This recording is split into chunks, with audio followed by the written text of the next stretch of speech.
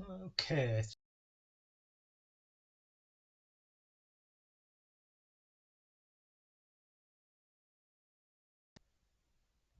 See if we can get this going.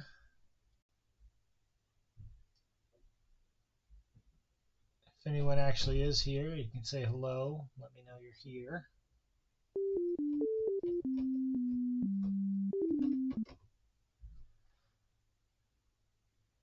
Okay.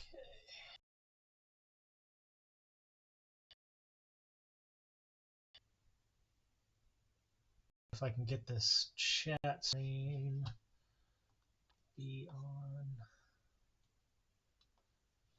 top.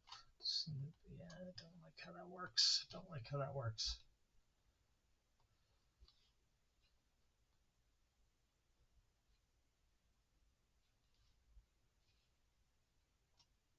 Oops, that's not what we want.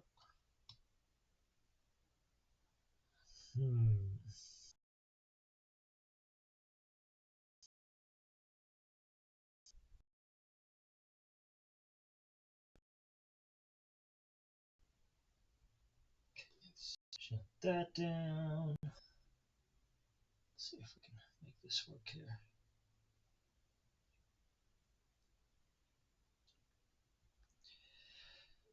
Okay.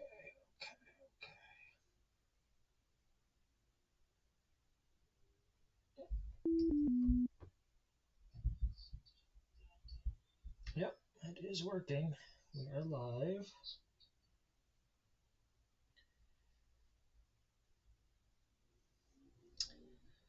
Well, it's interesting. Okay.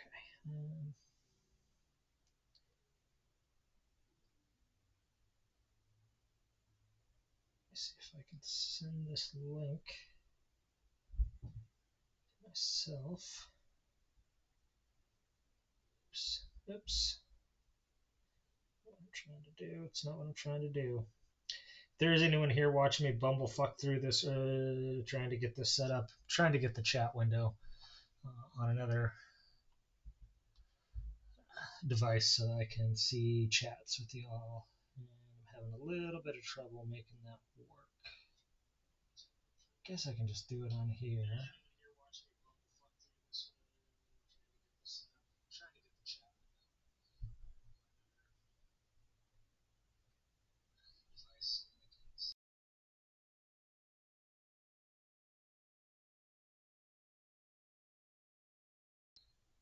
Oh, there we go. There we go. Okay. Should be able to see chats now. And got my distraction machine going here. Go. Okay. Well, might wait just a few minutes to see if anyone actually shows up. Looks like it's just me in the chat right now. Hope everyone, by everyone I mean no one, is having a good morning here. I guess we can browse through some presets.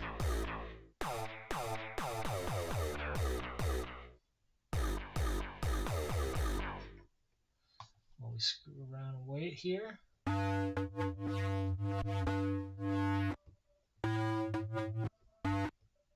That's interesting.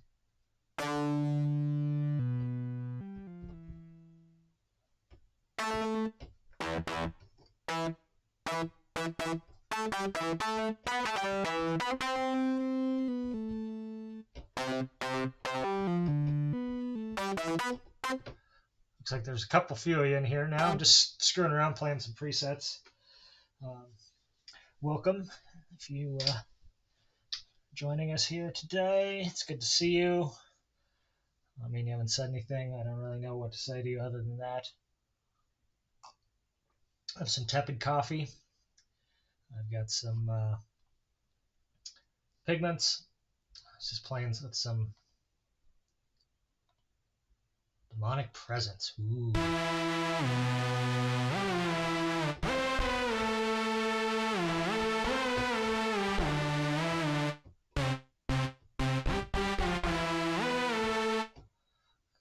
epic sounding.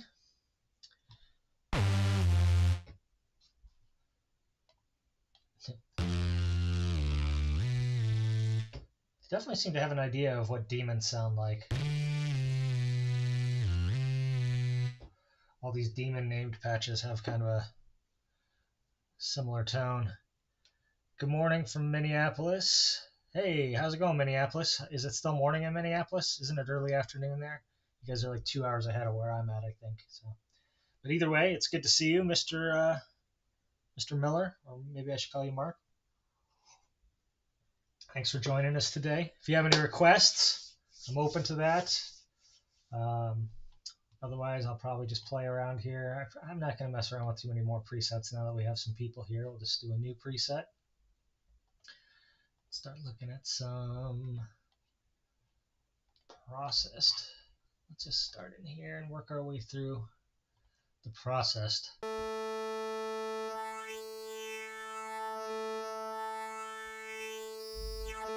Oh, kind of a neat, it's not bad, waveform, tonality.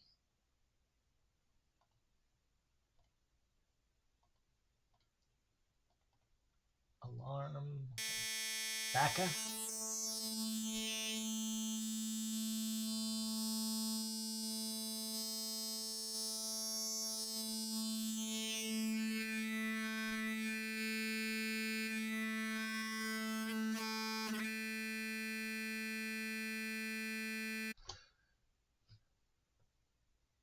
Oh, congratulations on your show last night. I'm sure it does still feel like morning if you're just waking up. I actually have only been up for a couple, 3 hours or something myself. So let's hear it for late risers. I think I've actually been up, 2 hours. So now that I think about it. These telephones.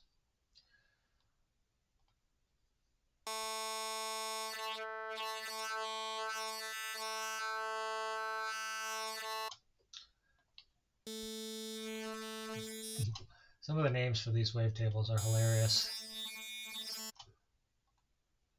I gotta say, naming tracks is obviously its own sort of science. Naming patches is even more so. Like you just have so little to base them off of, and I assumed that naming samples and wavetables.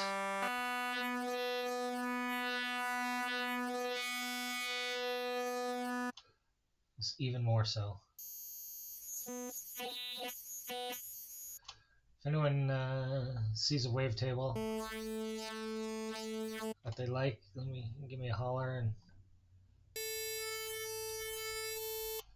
just thinking about maybe messing around with some of this stuff here, specifically this phase transform, pulse width. Okay, well, that's interesting. Right.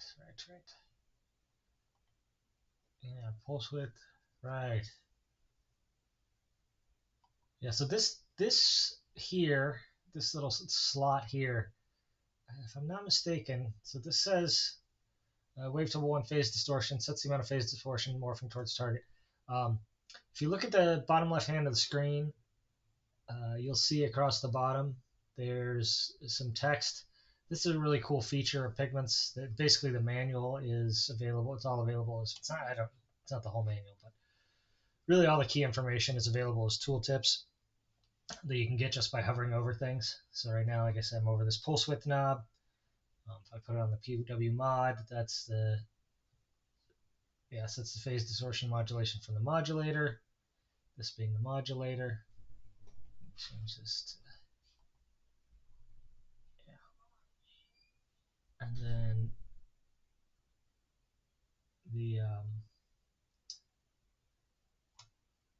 this is Casio CZ101 phase distortion style synthesis in this little window here, I think. And you can use it to do a pulse width style thing. That's what it's currently set to. Pulse width, skew, round, triangle pulse, octave plus, pseudo pulse width, and fractalize. Fractalize is kind of neat. I know it kind of folds the wave so that each cycle of it looks like the whole. makes it into little fractal versions of it. It's kind of neat. I haven't messed with this too much. That's what I was thinking. Maybe today I would mess with this. But we gotta find a good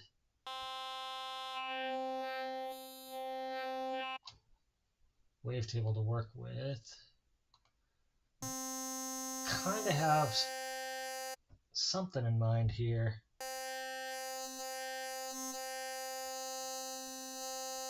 Yeah, maybe something like that.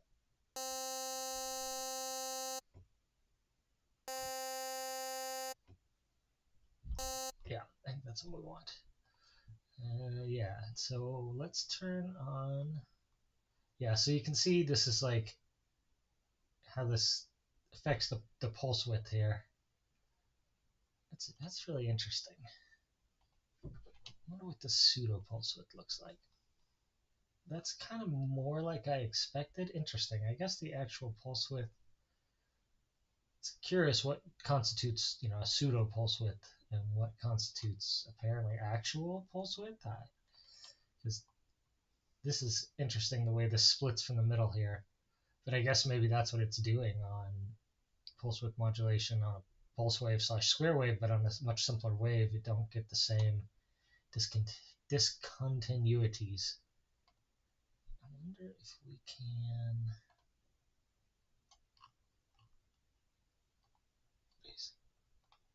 What does this look like on? Oh, that's interesting.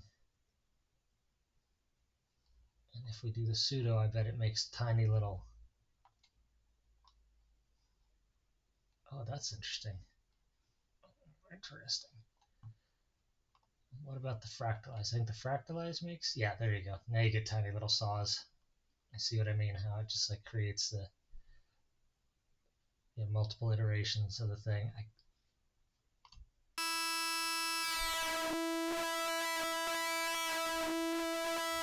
That's interesting. It almost sounds like sync or something. Hey, synths guy, Sonny, thanks for joining us this morning. Obviously, it takes me a minute to notice people are here because I have this on a separate screen. I'm very archaic. I have a single screen actual setup. I've got my iPad here next to me that I'm using to monitor the chat because I don't have a second monitor to put the chat window on. So it's on a different connection, and it's probably a little slow in responding to what's going on. So I apologize if it ends up being a pain in the ass, and maybe it just does make more sense for me to pop this other window up from time to time. But just trying different things. This is only the second stream I've actually done. I've done a couple of kind of practice fake streams where I was just recording myself talking to myself here in my bedroom, but that's really obviously not the same. So anyway,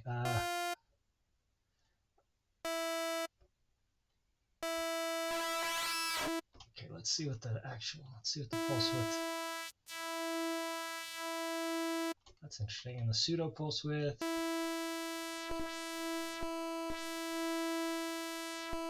It's like a weird fold there at the end.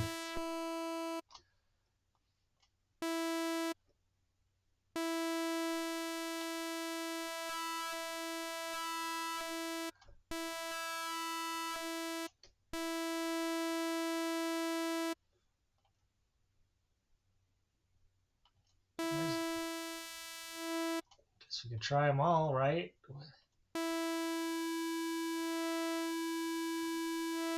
That's interesting. It kind of transforms it into almost like a square wave there.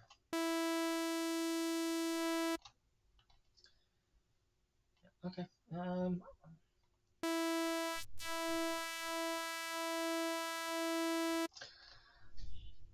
think fractalize is kind of the most. Yeah, that's the most interesting sound. That almost sounds like sync or something like that. Okay, so how do we want to then? What if we do a nice.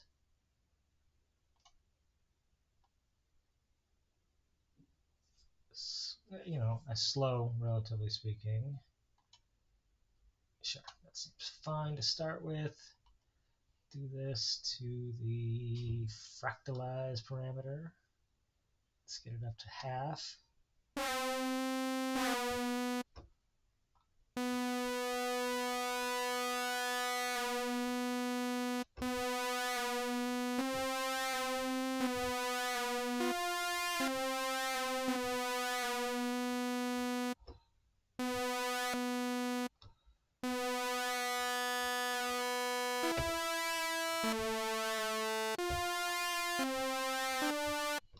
Do the cheat code.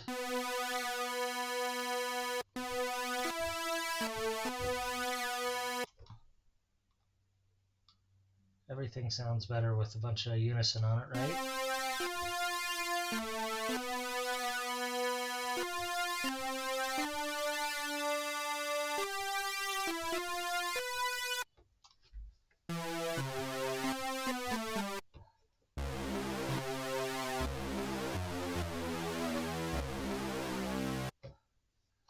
Sounds pretty good. If anyone has any questions about Pigments or wants to see me try something or is curious about a feature, you should give me a holler. Just say so in the chat, and that's what we'll work on, because I can play with this by myself anytime, and I don't have any specific task that I'm trying to accomplish today other than just hanging out.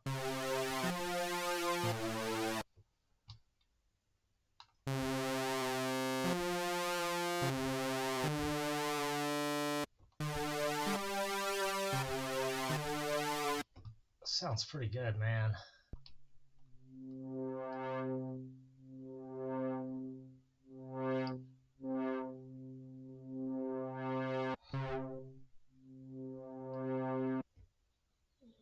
If we just use the same envelope here.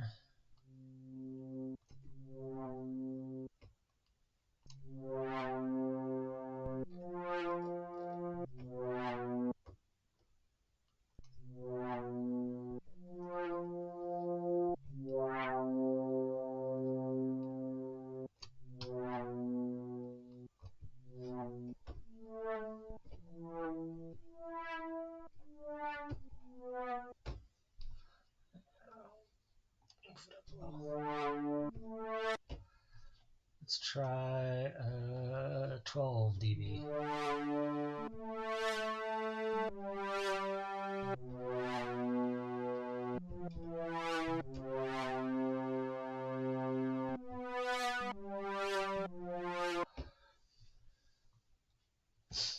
Sounds pretty good.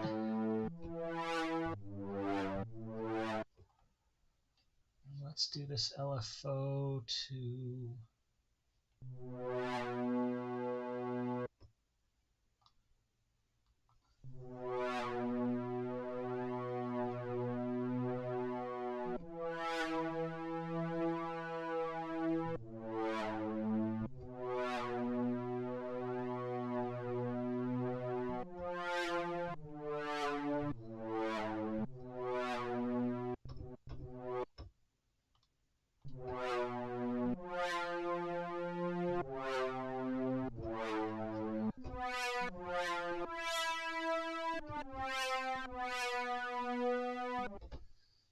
Thank you. Yeah, it is kind of a sweet sound. I'm trying to decide here what else I might want to do with it. Let's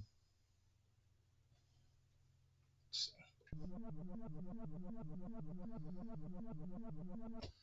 Turn the arpeggiator on.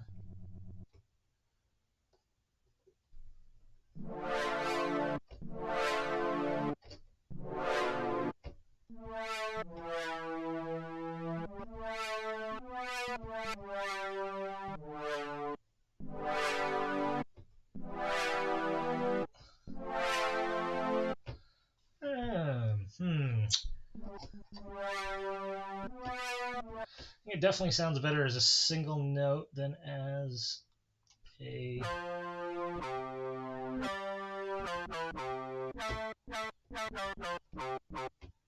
than it does as a maybe the problem here is that we actually don't want to use the same envelope for the filter and the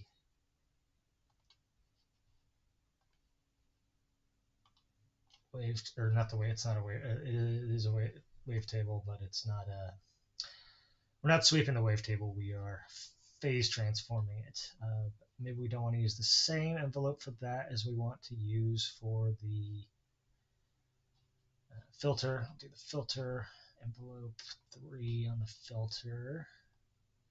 And that'll let us get a little more pronounced attack, but with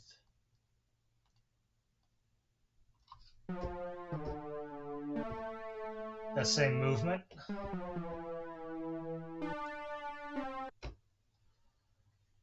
want some resonance on here.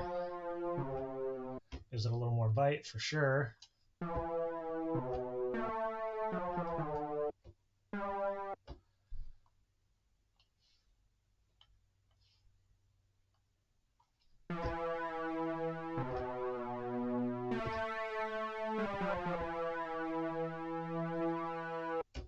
Maybe we do want the LFO to also alter this filter just a little bit to give it some movement.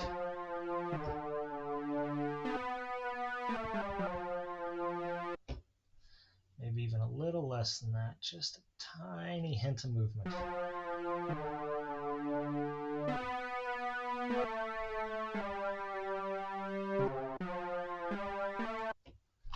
Some amp mod to velocity, because give it a little dynamic.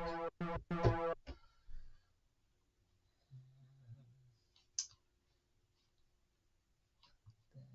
let's see, keyboard.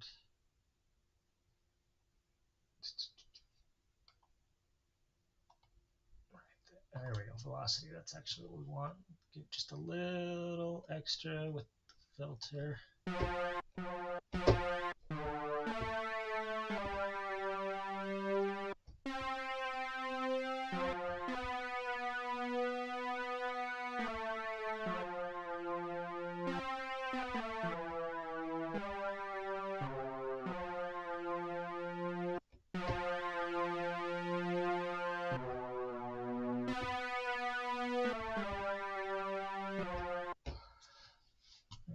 Just need a little release on here, a little release on here, and a little more there.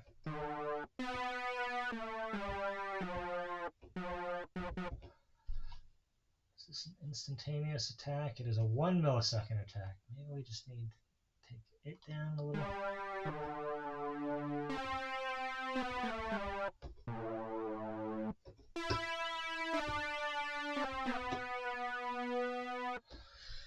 Well, I think it's an interesting sound. I don't know if it's a very good sound.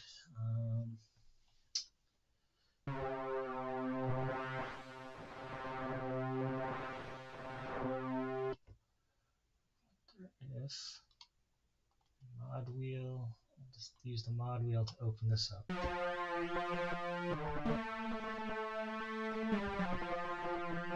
Nah, I don't like that. I don't think that's very good.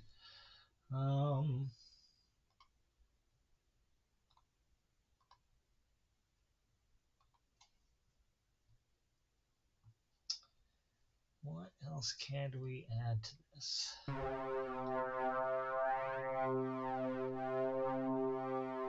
Well, that wave folder definitely does some weird shit. Maybe that's what we should put on the mod wheel. Mod wheel.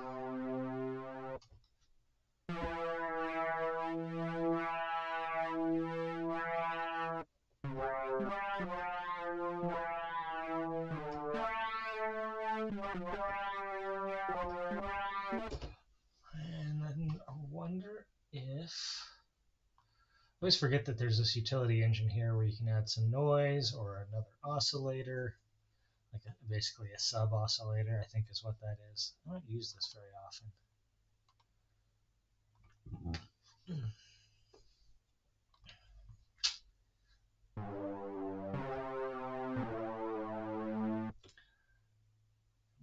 What was I thinking that we could do with this here? I want to say that, oh, here we go, play mode, poly 8, legato.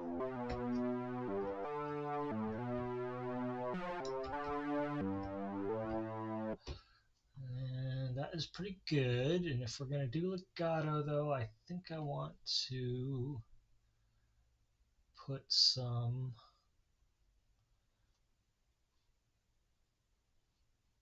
portamento on there. So I was thinking, where do we find the portamento?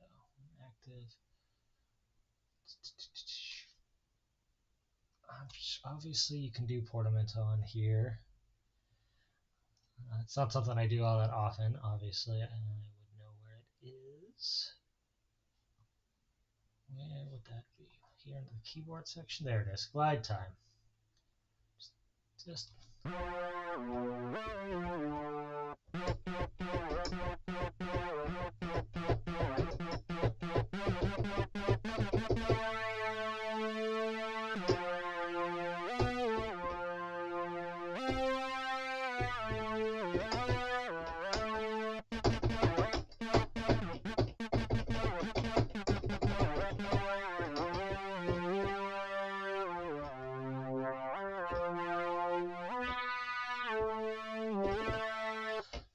there you go. I think that sounds pretty good. Now let's see if we can tart it up with some effects. What does a bit crusher sound like?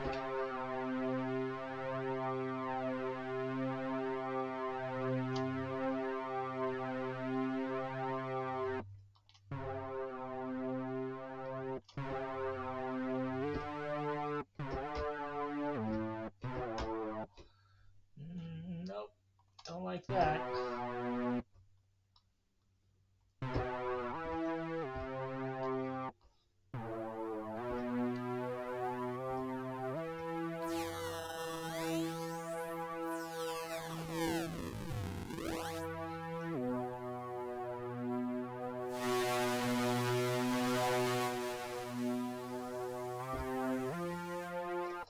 Bit crusher is pretty wild, especially since it can go to fractional bits. I don't even know what it's doing there, how that would work, like what kind of calculation is going on behind the screen to give you a fractional bit rate. But I'm sure someone smarter than me can explain it and understands exactly what's happening. Well, let's go 13-bit. Downsample it.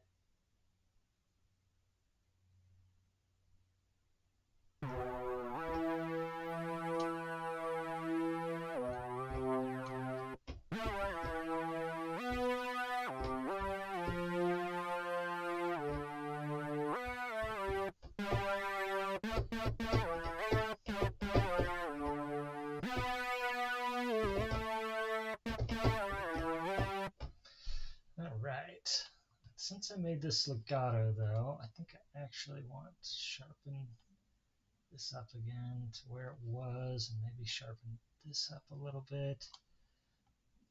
Let's sharpen this up.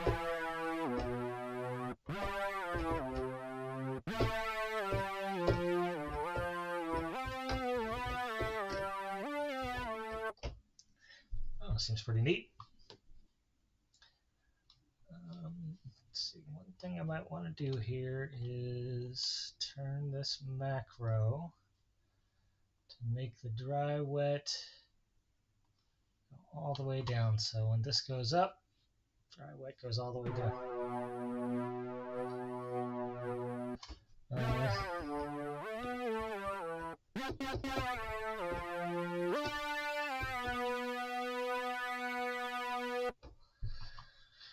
That way you can turn the bit crush effect off with the macro. And then the other thing we could maybe do is put a delay effect on it.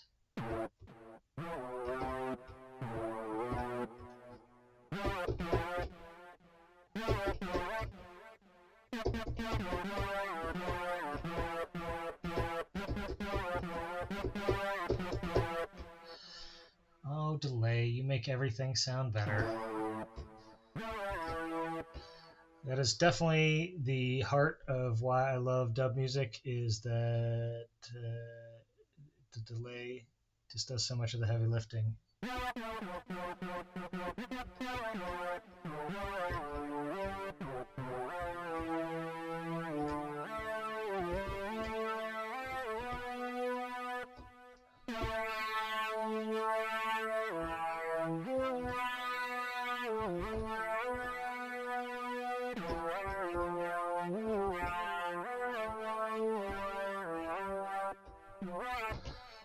It's like kind of a cool, expressive sound. If I could actually play it all, it would probably seem even cooler and more expressive. Let's do macro 2, turn down the dry wet. So let's go.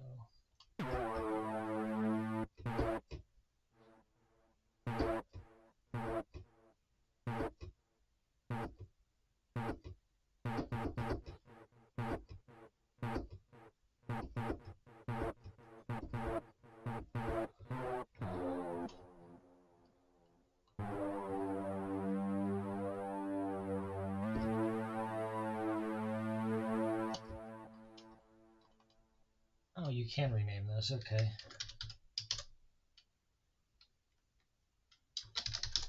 Name that one delay mute. I'll name this one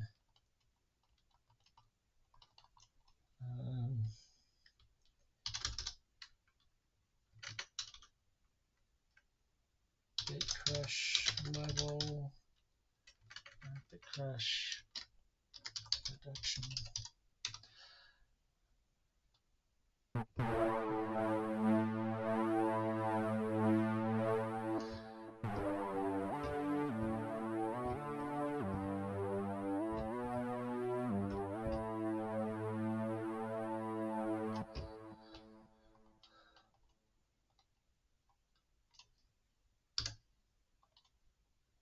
All right. I think we'll save this one. Oops. Oh, that was bad.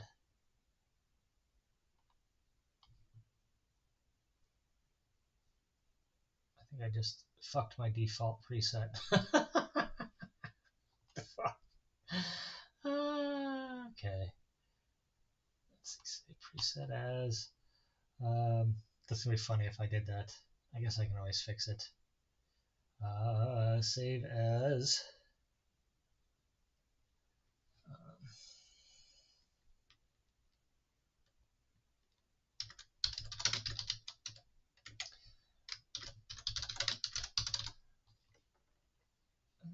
Yep. Okay. So genre, I don't know. Could be anything.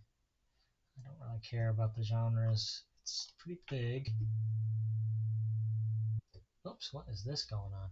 Did I just lose my patch altogether? Oh, I did. I did. I'm such a ding-dong. Well, that's what I get for trying to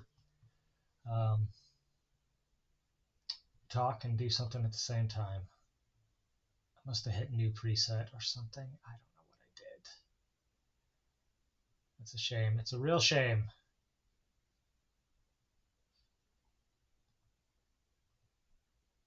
Definitely, I didn't give it a name, so I can't imagine I must have saved it. Okay, I guess I fucked that one up. That's right. Let's go ahead. Let's see if we can just recreate it. Turn the morph off. Get this nice thing here. We're going to go to fractal. Fractalize. We're going to do this envelope here. We have the unison turned up to 5 voices. LFO also on this.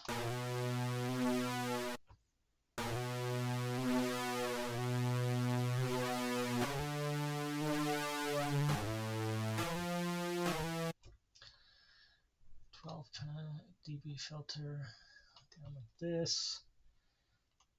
Third envelope, envelope 3, opening it up.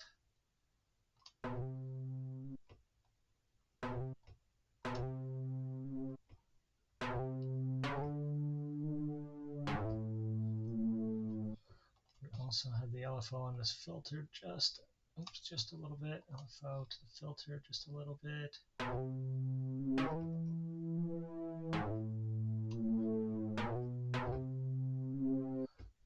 Well, that is definitely not the same sound that we had. Sometimes you really can't get back to where you were.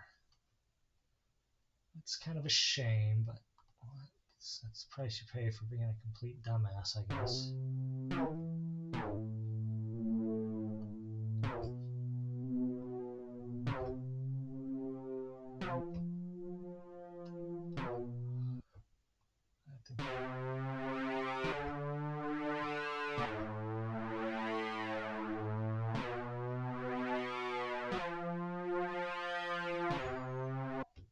That's good.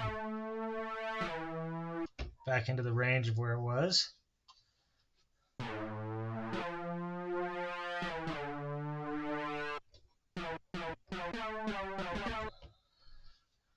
Okay. Take a little of the attack off of this. Yeah.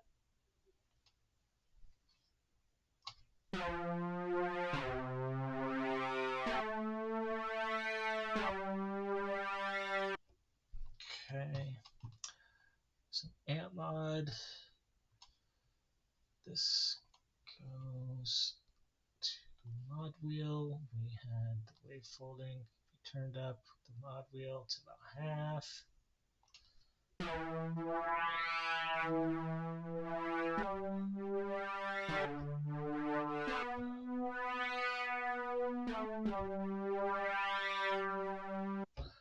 Maybe not quite that much actually. Give us a little more. A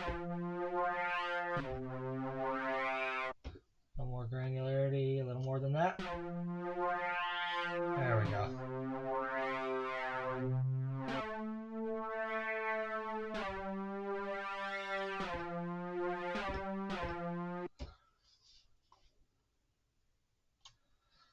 Yeah, okay. And then we had Bit Crusher. 100% wet. Bit depth down to, I think we had it at 13 is what we had it at. Which I've heard, I don't know if it's true, I've heard a rumor that the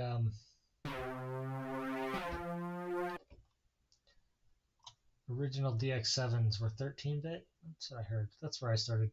When I heard that is when I started making things 13-bit in Bit Crushers, but I don't know if that's actually true. Okay, that's too much something.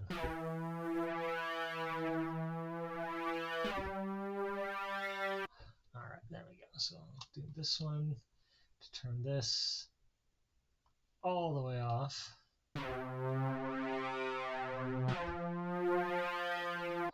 Okay, and then we put the delay on here. And turn the feedback down a little bit, the dry wet down a little bit. Stereo spread, this maybe just a hint of that.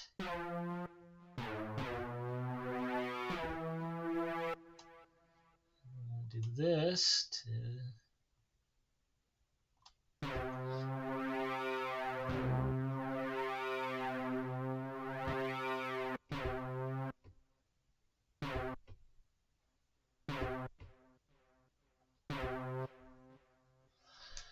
Alright, so we have macro 1. This is bit reduce. This is delay cut. Okay. Make this a legato sound. Go to the voice panel. What was that?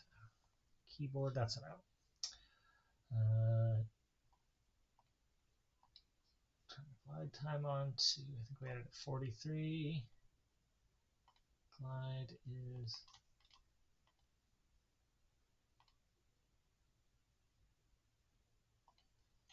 I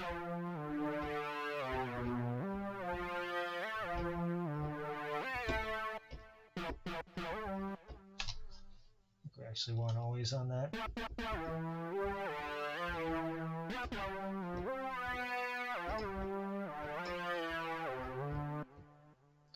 I think that gets us back to like 90% of where we were. Okay, so we're going to save preset as, I'm going to call it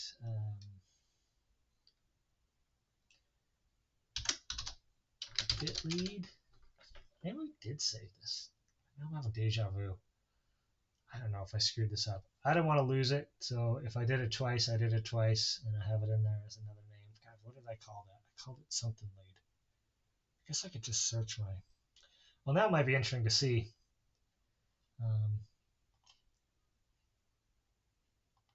If I did actually do that. And if I did manage to save it, and how close I got it back to the original here. So let's do this. Go into the user bank. Oh, no, I don't want all. I want, isn't there a damn user bank? There we go. That's what I want. Types banks user. Bitly dpad distorted DLs. No, I guess I didn't actually manage to save it there. These are the patches that I have made in here. A bunch of these I made last night, some I made today. Okay, so I didn't manage to save it, so that's fine. Or if I did, I didn't manage to save it as, oh my god. This is,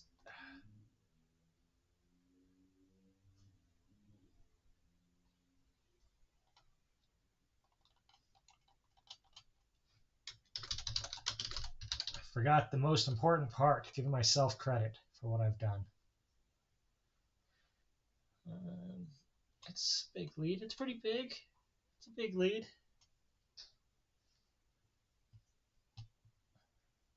Yes, I'm sure. Thank you. I just wanted to fix the thing I screwed up. So if you, I wonder if there's like a recent. Oh well, if I saved it as under a different name, I saved it under a different name. That's fine. New preset, the synth engine. Once again, I am open to ideas if anyone has any ideas that they want to share.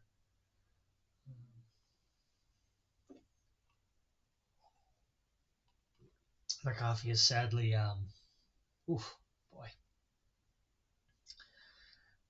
sadly very tepid.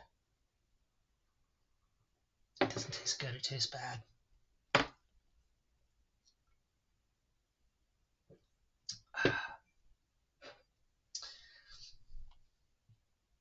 What do the mini waveforms look like? I assume those are waves from a mini moog rather. Yep, there's the shark tooth wave, square wave, another square or pulse. Yeah, right, because it's got 3 different pulses, 1, 2, 3, and then the square. And it's got the shark wave and its saw.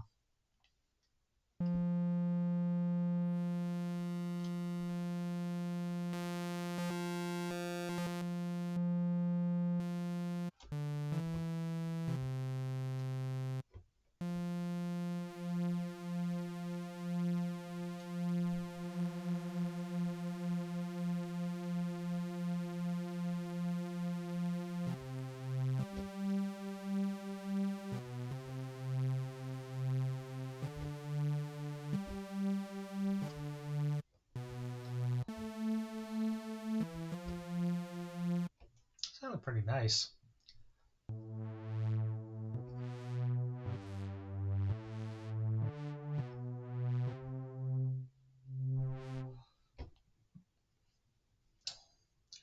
Now I've really only been messing with this one filter, which has 14 modes. It's a lot of modes. But there are also all these other filters in here, including a fake mini moog filter. So we got some fake mini moog waves.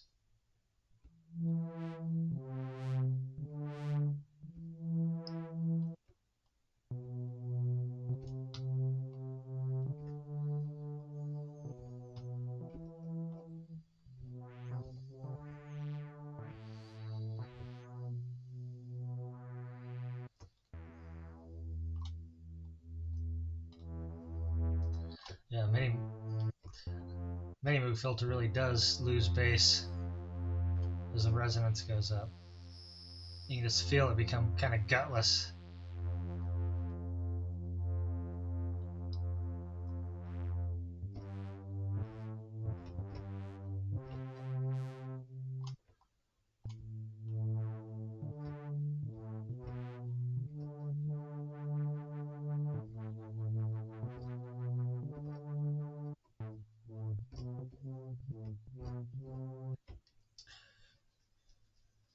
Oh, I've lost my audience. It's just me talking to myself in here now, which is fine. It's fine. Everything's fine. I'm not lonely.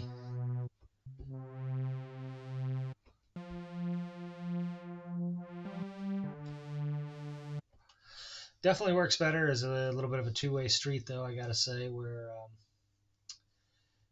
if you guys have thoughts or suggestions or things you want to see or things you want to talk about, I'm definitely down to hear uh, any of that, and I would probably be pretty responsive. Hey, it's Swarm of Dead Insects. Good to see you. I don't remember who you were on Fetty, but I do remember that we talked over there as well. I just don't remember your name off the top of my head. It's good to see you. We've done one sound already. This is our second one. I had to recreate the first one that I made because I managed to I either saved it and then lost it because I saved it the wrong way, or I didn't save it at all. So it was a good little exercise in recreating a sound, and but now we got this.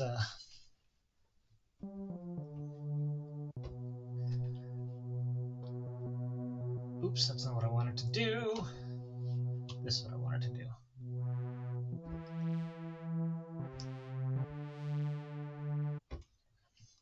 See if we can get that filter to go about here to about here.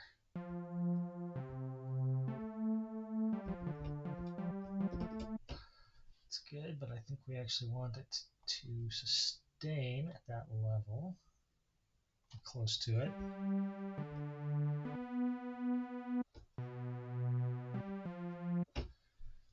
Let's see here. Take it down a little further and have it do a little bit more. But also then sustain a little lower.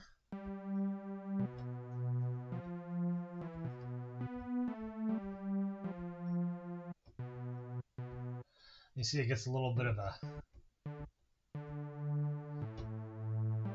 percussive kick when that filter opens up.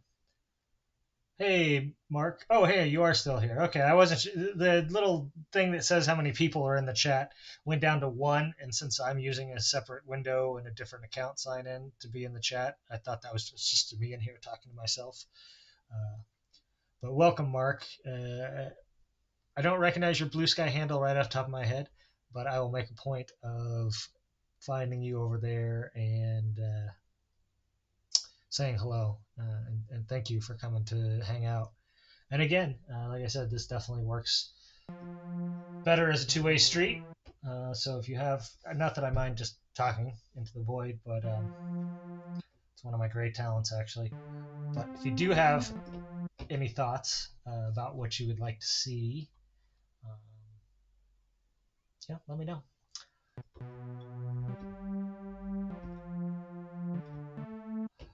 Let's do a very, I kind of like the sound. It's nice and it's chill. It's warm. It's nothing special. It's pretty tame, but it is. Oops, that's not what I want. Go to the LFO screen. Then I'll just put a little. Okay,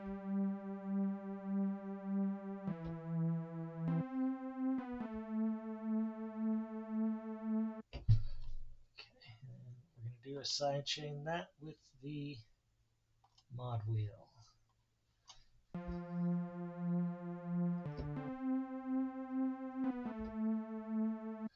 Maybe we can do a little more depth actually, I think.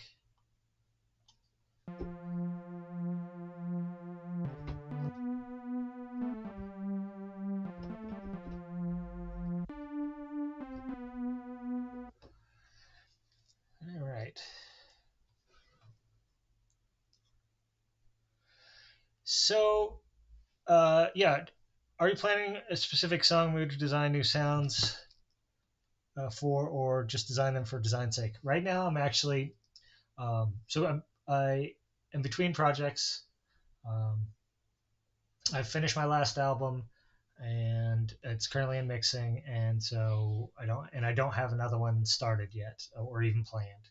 Um, and sound design is actually in like synthesizer programming, sample building, all aspects of sound design are really my now, if you don't, I'm going to say that they're my strong suit, my bread and butter, my favorite thing to do.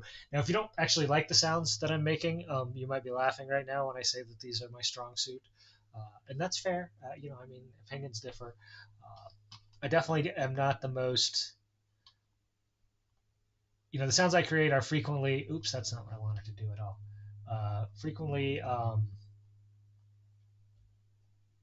they're not necessarily pedestrian, but they're not the most adventurous. Like, I'm not one of these hardcore sound designers that's getting into like uh, super, IDM-y, like hyper detailed, 50 different modulators going on. Generally speaking, sometimes I do that. But like right now, I'm just trying to make some cool sounds. When I do go to work on a new project, um, I tend to, not that I'm opposed to like whipping up a sound that I need on demand, but the way my brain works, a lot of times it's dangerous for me to get distracted by, if I'm in a songwriting mode, it's dangerous for me to get distracted by making sounds because I will stop working on a song or working on an album or working on whatever project I have and just disappear into synth programming for a week at a time. So what I'd like to do is between projects, design a bunch of new sounds, 50, 100, 1,000, whatever. 1,000 is an exaggeration, but 100 is definitely not. Sometimes a couple hundred even. Um, so that when I sit down to start songwriting again, I have a bunch of new sounds that I have not used before. And I can find, dig through them and hopefully find some inspiration. And sometimes I even have things in mind.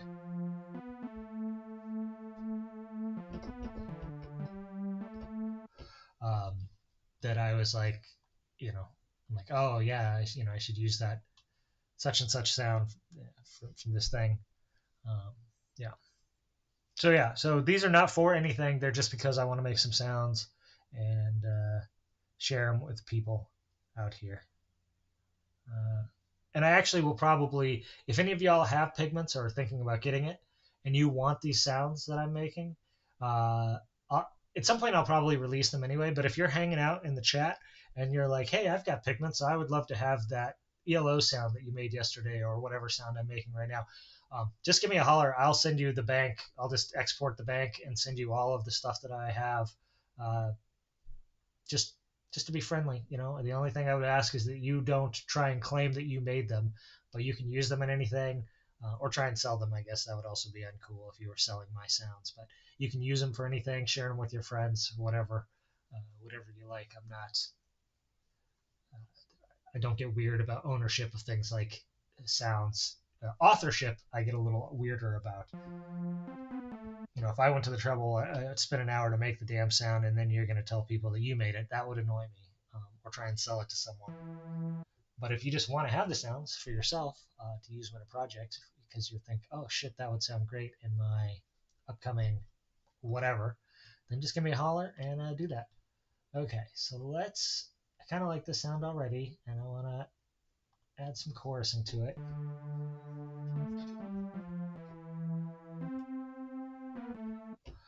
I'm going to do one of my favorite tricks, which is chorus into chorus. So you do one sort of shallow and or different. So one's like shallow and deep, and the other one, or slow and deep, and the other one is shallow and fast, or vice versa. Or shallow and deep. I'm sorry, fast and deep, shallow and fast, uh, shallow and slow, whatever. Um, just contrasting choruses is the point. And it gives you that extra super thick, chunky, swirled sound. That's a trick I learned from a guitar player, is to put two chorus pedals in sequence to get the really thick, swirling choruses. So we'll do this one shallow. I'll do this one deeper but slower, and this one shallower but faster.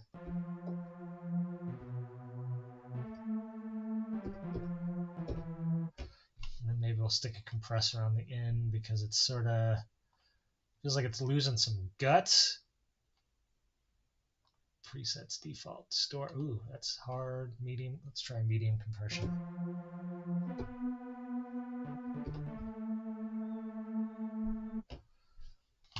Let's try this even slower. But, oh, yeah, no, okay, that doesn't we want.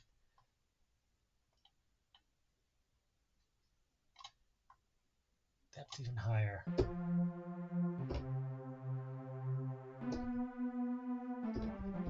I don't know if I like that or not, actually. Turn all the oops. Let me just turn the whole effects engine off. I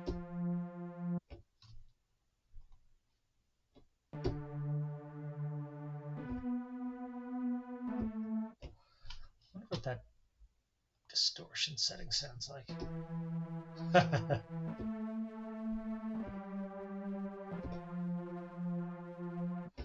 Gosh, maybe I should. It's interesting. I don't know if I love it, but it's interesting.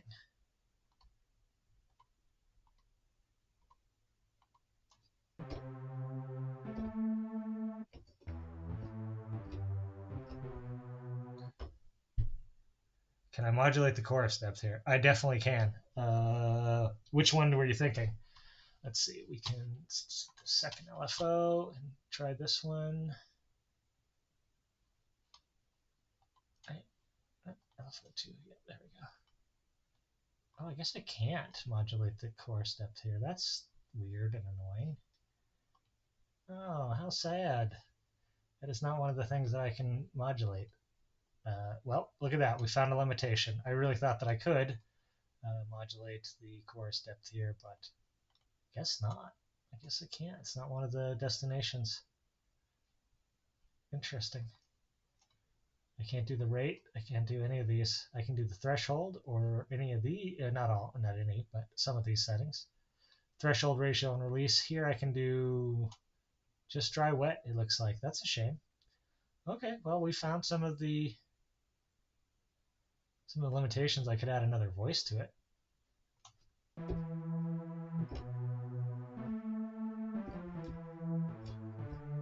That actually sounds better.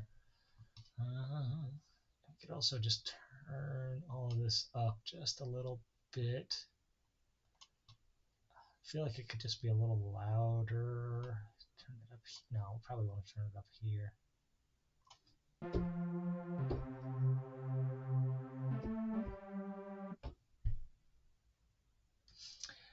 Yeah, that would be cool, but sadly, it looks like that is, like I said, we found a limitation. So, Pigments is a very deep synth, but I'm guessing, I'm sure it didn't occur. I'm sure it's not that it didn't occur to them that someone would want to modulate that. It must have something to do with the. It probably sounds like shit if you do. Like there must be some issue, or maybe it's just the way that it's coded that they can't access that part of the engine as easily, or something stupid like that. I don't know. Yeah, right.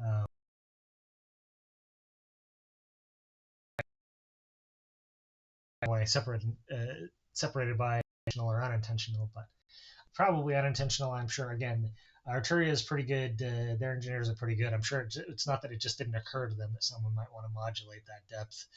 There must be something stopping that from working smoothly, so they turned it off. So that's a shame. It was a good idea. Now what we could do, which might get a similar effect, is modulate like the detune. Let's use this second LFO to modulate this just a little bit. We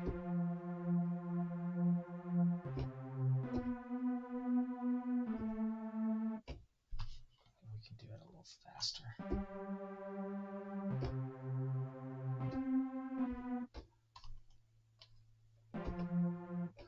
That's way too fast.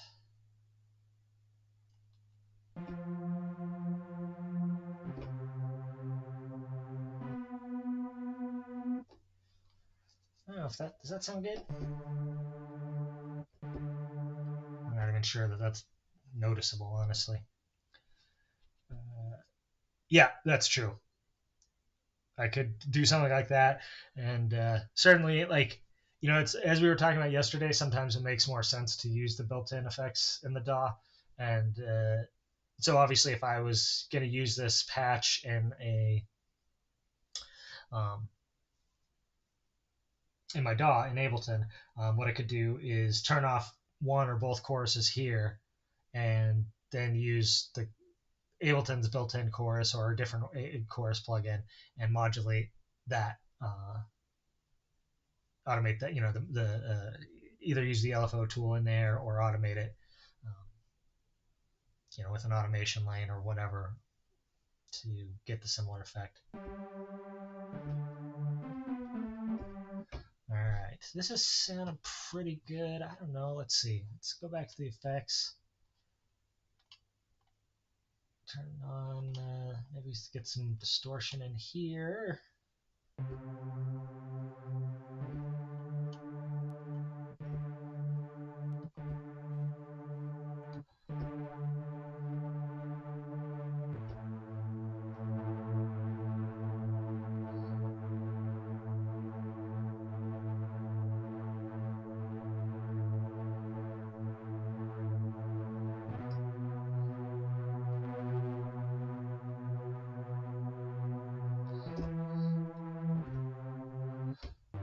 Kind of like that tape distortion effect.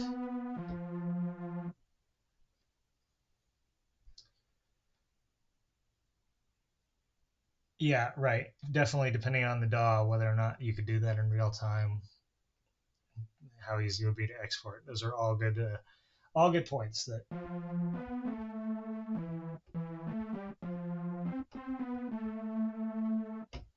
maybe that's too much.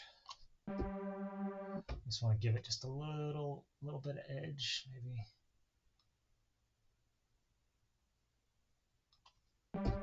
There we go. Can we automate any? Oh, so we can automate the drive. Yeah, clearly, like, it's not the matter of them not thinking about it. There's certain ones they don't want you to automate for some reason or another, which is fair. I mean, they know what their code is doing or what their engine's capable of. My guess is there's probably some reason that they don't allow you to automate all the settings. Probably because they sound, if I had to guess, because they sound like shit when you do. Just something doesn't quite work right.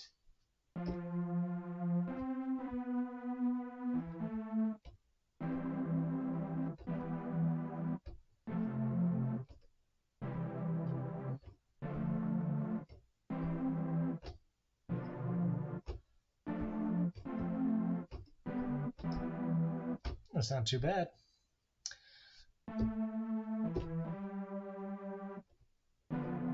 Although, again,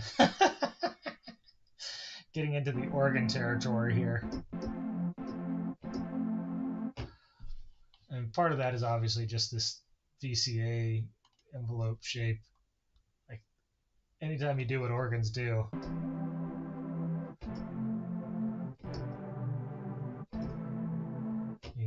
it's gonna give you a little bit of organ vibes. It's definitely organy.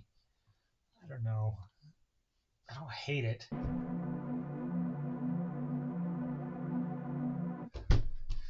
I do wonder if it's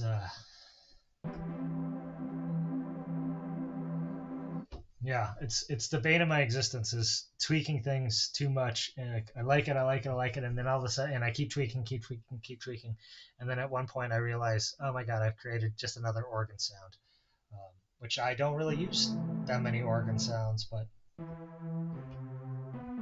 maybe it's that distortion. Maybe that's just too much.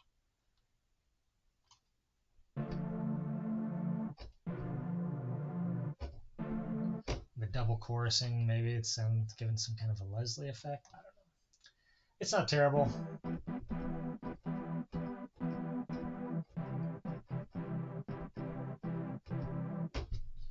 We have velocity going to anything now. Okay, so let's put a little, we got that there. Let's put a little velocity mod on this as well.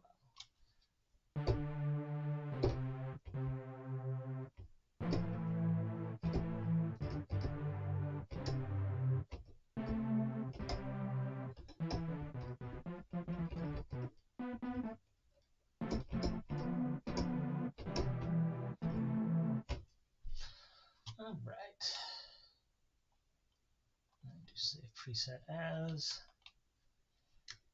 my name in here since I made this.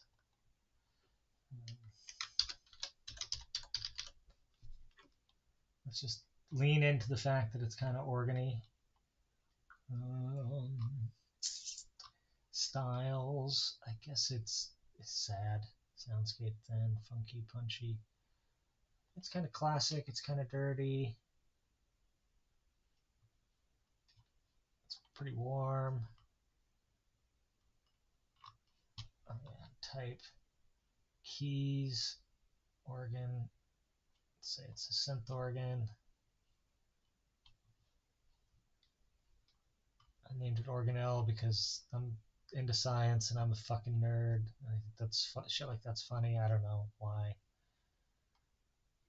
It's really not that funny. Clever. But, you know, you don't want to spend too much time naming your synth sounds, screwing around with stuff like that. Not when you could be just making more sounds. I mean, come on. Let's see. So let's do a new preset. Just keep messing with this wavetable engine. I mean, honestly, like, you don't even need anything besides the wavetable engine when you come right down to it. There's so much depth in the even in the wavetable engine alone that, you know, and the fact that you can, of course, you can load your own wavetables into it, which I have not done. What is FM sausage? Oh, what the hell?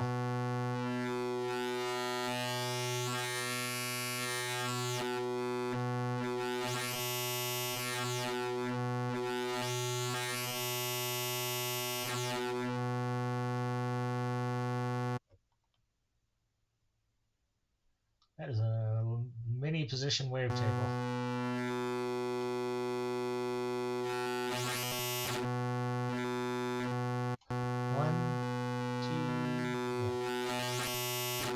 It's got to be 32 or more positions.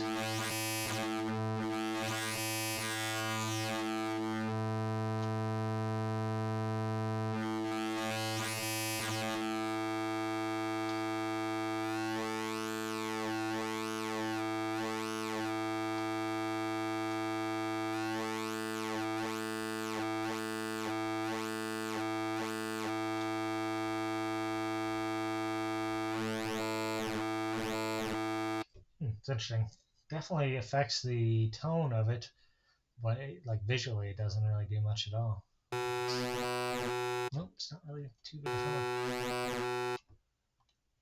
It's the fractal.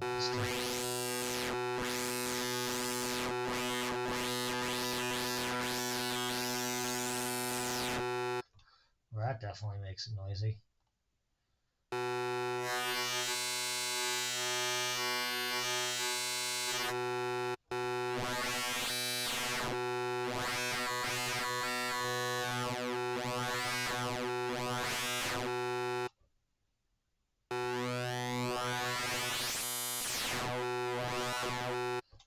Ooh, those are some heavy-duty tones. Yes, there is a hardware synth called the Organelle. I am familiar with it. It's when I was first starting to do all this stuff. It was something I was pretty seriously interested in. I ended up not getting into it. It's a whole platform actually. You can put your own little like pure data patches on it. Is what it uses is pure data rather than Max. But pure data is like another synth programming language. And you can use pure data patches on it to make it do basically whatever, different synth engines, effects engines. You know, I think it can do some granular and stuff like that. But of course, an organelle is also, in science, it is a inside a unicellular single-celled organism. Organelles are the little fake organs that they have. Like, they're not actually organs because they're just part of the cell. But they, you know, serve the purpose of organs in the organism, which is obviously, I'm sure that's the same dumb joke that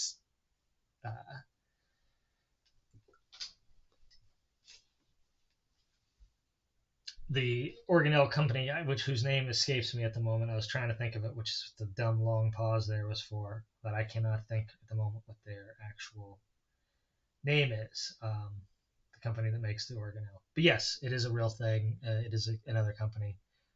PD is some. Oh, Pure Data. Yeah, some very deep stuff. Yeah, Pure Data and Max are both like you can just. That's a whole other world in there. You can, if you're into that kind of stuff, you can really get lost in it.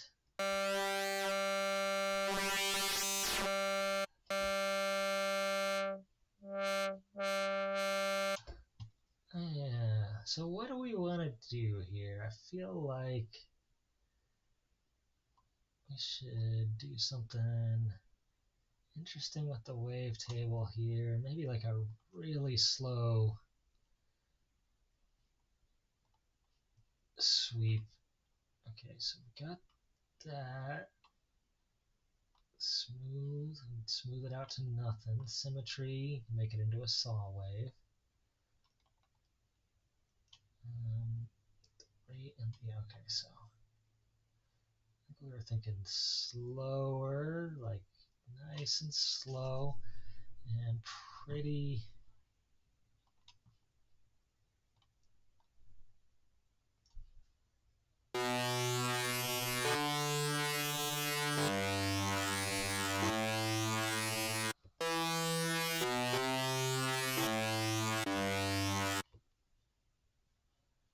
All right. Let's do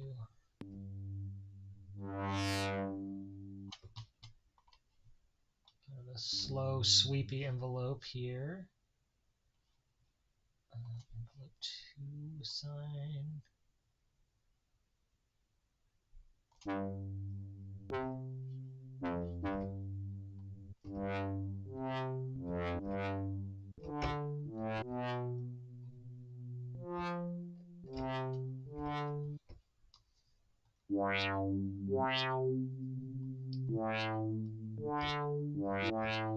That's a very synthy synth sound. I feel like when people really think synthesizer, they're usually thinking about some kind of like resonant filter sound. Yeah, for sure. Critter and Guitar, thank you. That is the name of the company. Such a weird name. This could be a big beat bass. Probably could be a dubstep bass too, actually, with the right, depending on what you did with it. Yeah, I keep waiting for Big Beat to have its big comeback moment. I feel like it's due a comeback. The kids are going to discover it and be like, oh, wait, this is great. What's going on with this? And then it'll be all Big Beat all the time for a minute in pop music. Hip hop, Big Beat, pop, Big Beat. But I don't know. We'll see. I guess it hasn't happened yet. So in my other people's music thing that I do, um, I hear big beat tracks. I would say once every 3 to 5 weeks, someone will submit a big beat track. So it's definitely out there. People are definitely vibing with it. Or maybe it's more like 6 to 8 weeks. Maybe I'm exaggerating a little bit. I'm trying to think of how many I had this year. I want to say I had at least 3 or 4 sort of big beat adjacent tracks this year. So it's out there. Yeah, what instrument do I play? That is definitely the instrument I play the most is filter cutoff. All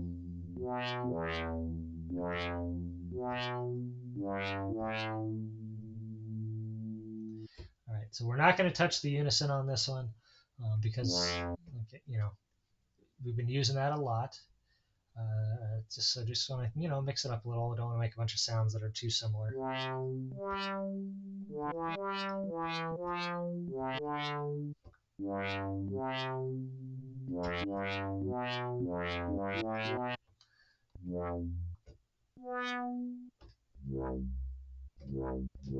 Huh. Yeah, if I put a little more attack on that, that's definitely like.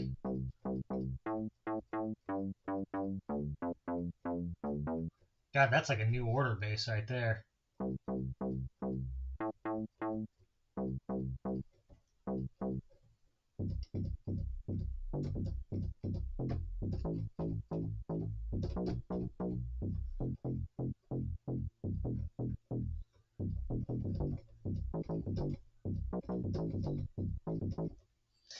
Yarp.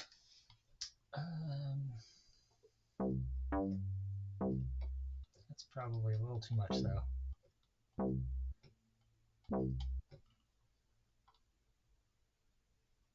Let's get the curve.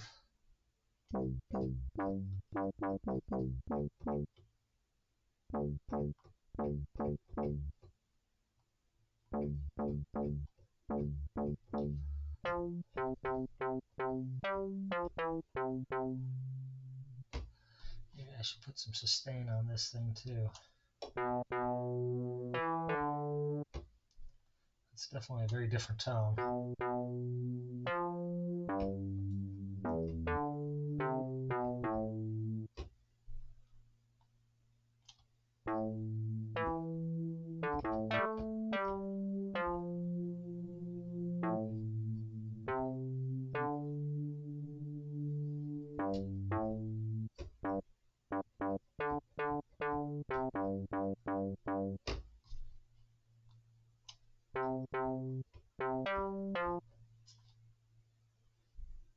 Okay.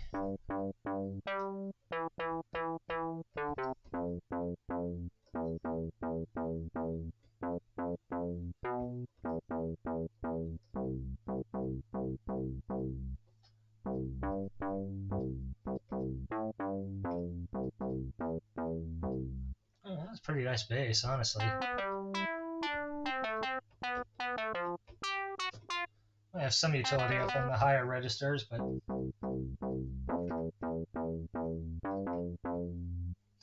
mean, this is like not a million miles removed from classic lately bass sound. If you're familiar with that one, like used in a million house music tracks. You know, probably the most known, second most known FM sound after. Okay, that's probably an exaggeration. How about the fifth best known FM sound after the E piano, the Taco Bell bell? Um, Now I can't think of a third or fourth one. I'm sure that there are two more that are uh, equally well known. Maybe it's the third. It's somewhere between the third and fifth best FM sound, best known FM sound. Good old lately bass. Yeah, I think I'm gonna keep this as a lately bass actually, and I'm not gonna add any effects to it. Let's add a little velocity mod.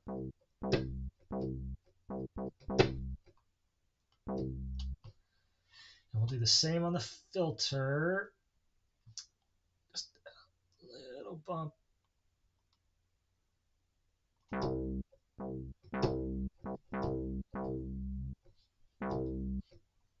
Maybe even turn it down just a tiny bit.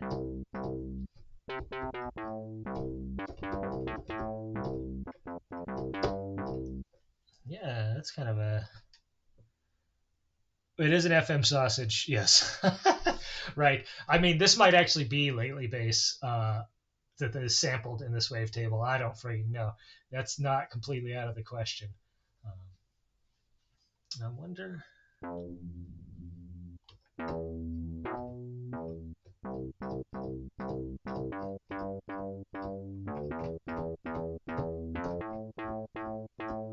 I mean, you can never have too many good solid bass sounds, so I think I might just call this one good here. It's a pretty good sound.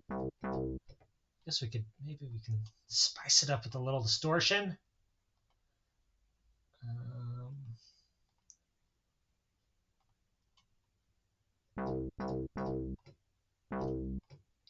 Just a tiny bit of distortion, maybe. Drive it a little harder.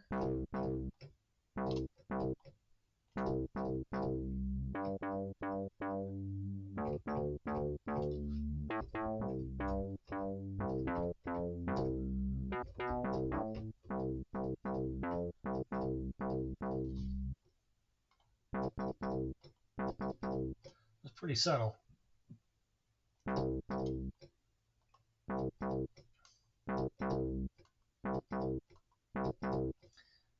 Maybe I can hear a difference there. Okay, I can definitely hear a difference there. So let's put it on that. And as usual, we will put this macro. So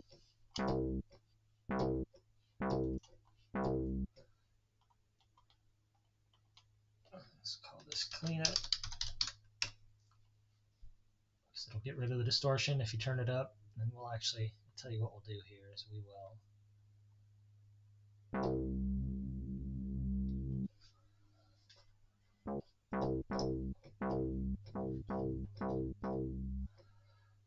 yeah.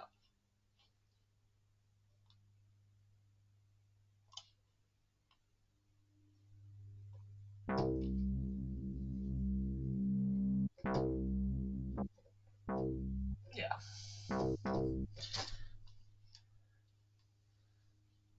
And there we go. So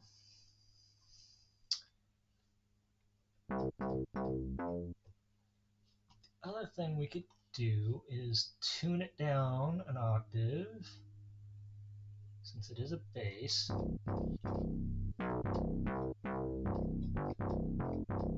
Yeah, that's got.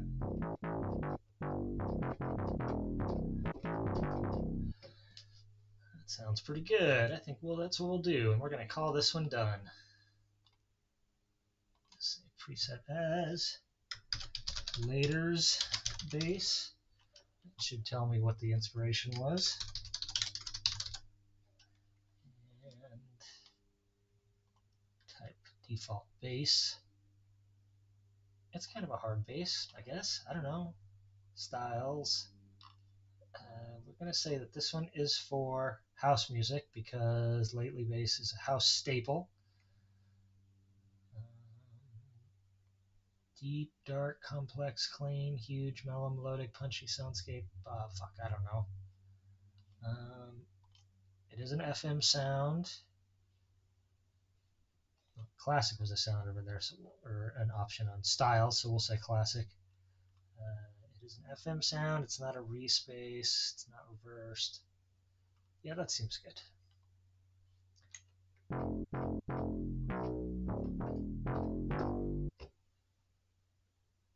Yeah, it's a good sound for sure. Yeah, and you know, I'm definitely finding, and I'd found this to be true before to a certain degree, although I never spent as much time with it as I should have.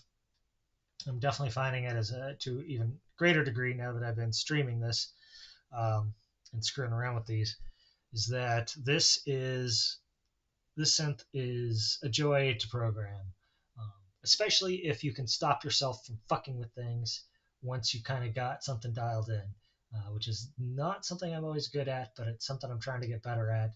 Um,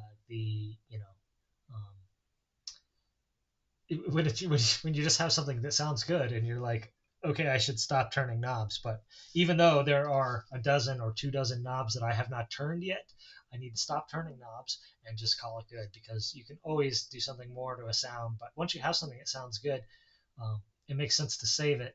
And then, if you want to keep tweaking it after you save it, you could do that too, and then maybe you'll save it as a different sound, or maybe you do come up with something that actually sounds better.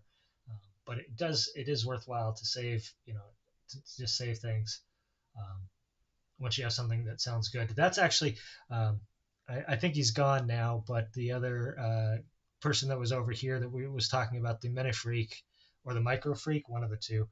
I have a Micro Freak. It's one of the synths I've had the longest at this point. Uh, and one of the things I really love about it is it's, on the one hand, it's super unbelievably deep because it's got that, it's got 17 or 18 different or 20 different oscillator engines at this point, maybe more than 20 different oscillator engines at this point, um, which obviously has a huge amount of depth. But each of those oscillator engines has but 3 parameters. So there's never more than 3 knobs to turn for each oscillator engine. Um, and then outside of that, you have a single multi-mode filter, um, it's high pass, band pass, or um, low pass, and then you have one envelope, one LFO, the single function generator, and then the sequencer tracks. If you're going to do like key tracking and sequencer tracks and stuff like that, if you're going to do stuff like that, and with that synth, what I love to do is I uh, basically everything gets used because there's just enough to cover everything. So I know I'm done with the sound when every line in the mod matrix, every source has a destination.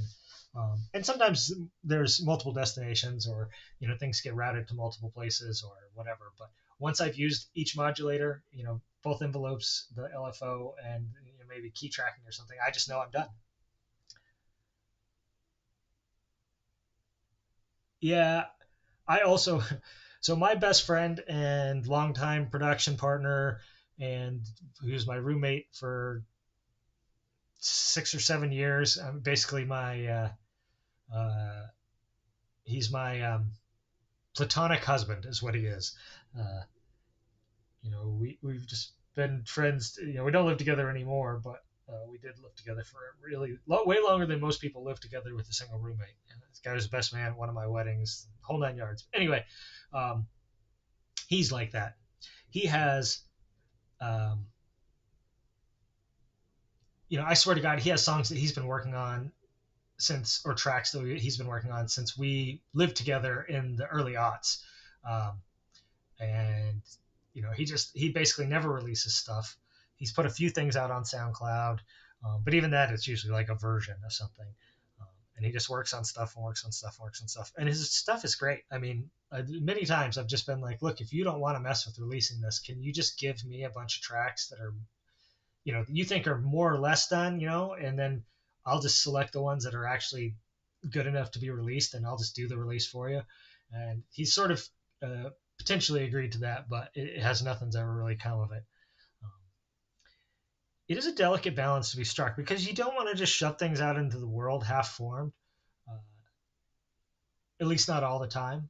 Like, but you also don't want to like tweak and iterate on things endlessly, to the point that you never release anything. So there really is a balance to be struck there, on every level. Like, whether you're synth programming or whether you're uh, talking about releasing, songs or albums or whatever. Um, I've actually recently kind of come to what you might call a hybrid model, which is frequently my solution for things like this, which is that I have kind of two tracks of releasing.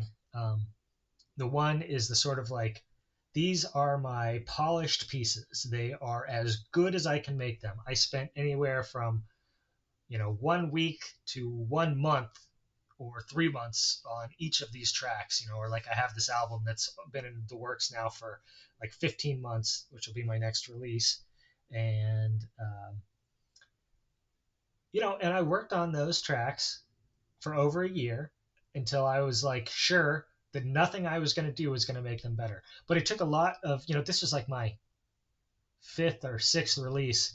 And I don't think I had the confidence on those first few to do that, to like know when to stop. And so on those, I had a very strict deadline. Like, I'm going to finish this whole thing in a month. And as far as I got in by the end of that month, that was it. That was what the album was. And, this one I was like, I'm going to work on it until I'm done. And I did. It took me a little over a year. Um, and now I just have to mix it to be done with it. Uh, but yeah, you have to kind of learn where you're at with that stuff. But the 2-track thing is the other thing I was saying. So I've got this album that I've been working on for 15 months.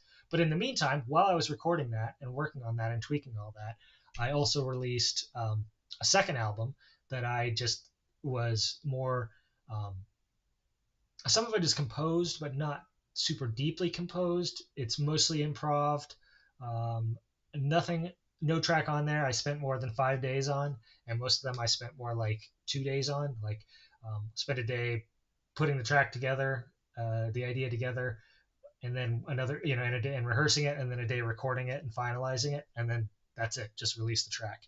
Um, and and those tracks typically don't get as much attention or as much love from people as the more polished stuff does. But on the flip side, they're out there, and some ideas are not worth 2 months of iteration, and some ideas maybe are, but there's nothing saying that you can't release a track and then take the same idea or even the same pieces of the track and continue to work on them and iterate on them and release a different version or a completely different track that uses some of the same assets, later. But yeah, that's been my solution. Is just I have, on the one hand, the stuff that's quick. That's actually my metaphysical ship posting album. If you want to go to my Bandcamp, etherdiver.bandcamp.com. Metaphysical shitposting is that sort of, you know, I'm going to dash an idea off in 24, 36 hours, and that's it. It is what it is. It's out there. It's complete. It's maybe rough around the edges and kind of nutty, and like doesn't, maybe parts of it don't make sense, or it's a little hard to listen to. Um, but you know that it's out there. And then the other one is the upcoming release is called Metaphysical. I'm sorry, it's called Mechanics of Mysticism, and that one will be out in a year. And you know, and it's funny because it's really a lot of the same ideas that are or similar kind of ideas that you know the raw version on metaphysical shitposting, and then the polished version you'll see on Mechanics of Mysticism when it's actually out. I have shared the sort of test renders with a few people, but it's mostly just lives on my hard drive and a few other people's hard drives right now. Okay, I'm actually gonna take a quick break just for like less than a minute. So hopefully you won't leave. If you have to leave, I understand. But I'm gonna just go grab another beverage because this coffee is cold swill and I still need a little more caffeine. Yeah, I'll be back in less than, should be 2 minutes or less, probably 1 minute or less.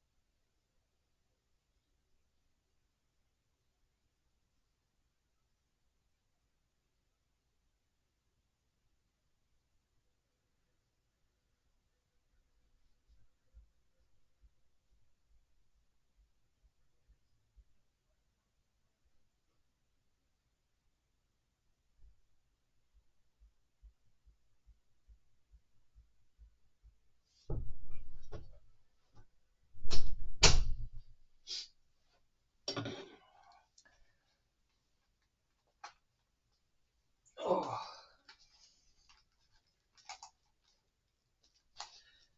Okay, I am returned with a Red Bull here. Not sponsored, but I totally would be if someone wanted to sponsor me. Um, yeah, it would be interesting to compare. Hopefully, well, now that you know what's going on, when the album is out, if you check it out, and um, and if you want to, I don't know if you have checked out Metaphysical Shitposting yet. If you haven't, I highly recommend, or it'd be great if you would. If you want a free copy of it, I'll send you a code. If you can kind of do the first part at least too. I'm hoping to have it out by my birthday. My birthday is the end of February next. Obviously next year. That's a stupid thing to say. 2025. But oh, you have listened to it. Great. Well, if you do want a free copy of it, you should let me know. I'll send you a code. Uh-oh, I think my webcam just died. Hold on.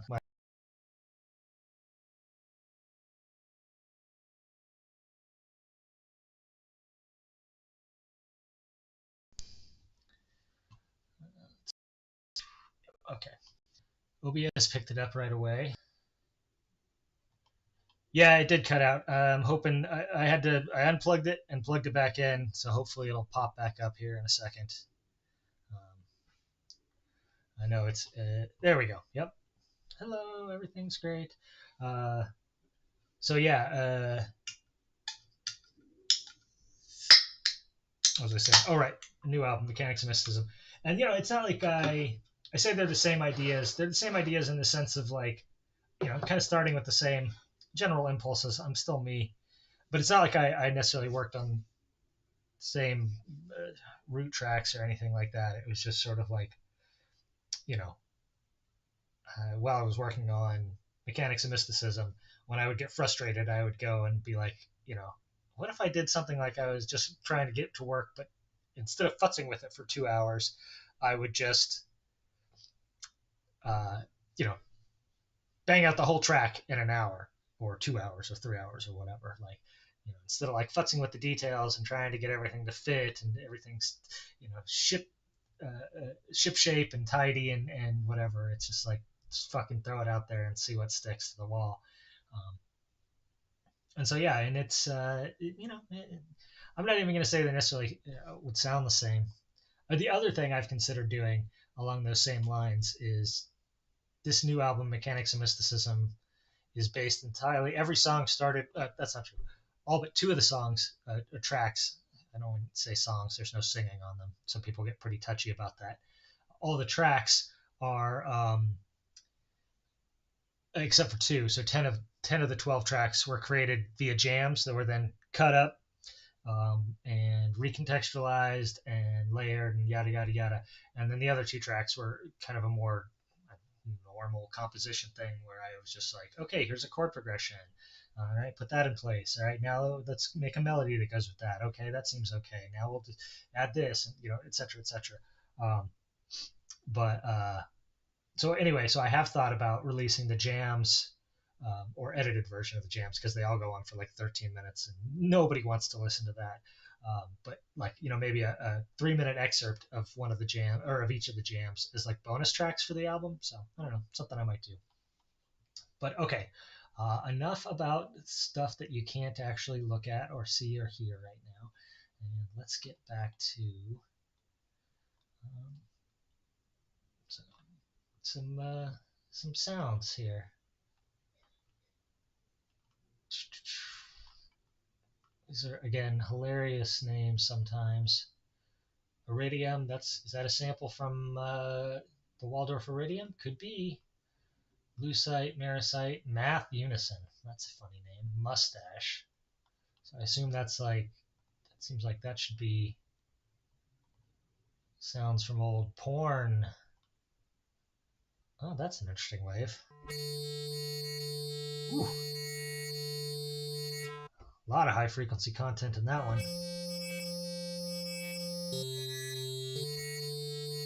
That would be an interesting one to use for some FM, I think. It's a modulator engine too, right? Yeah. So you can also use the second engine as your modulator, which is wild. I think that's a newer feature for this. I almost wonder if I shouldn't do like some kind of sine thing here and then use this wavetable, this mustache wavetable, as the second wavetable and do some FM. Okay, so wavetable. Yep. Basic waveforms, 3.5, mustache. Okay. Close. Do the envelope.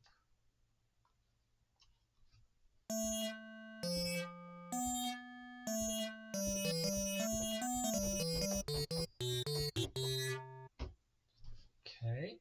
And this one's just here. If we go this one all the way back, we have this same envelope.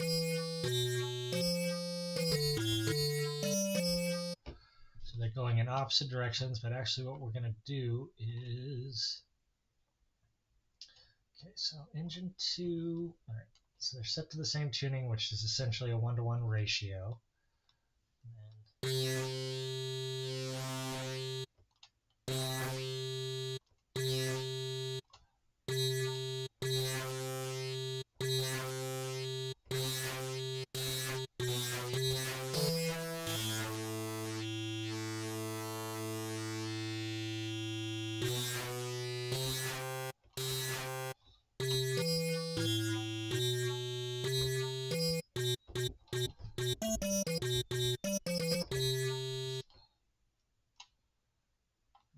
Like this one.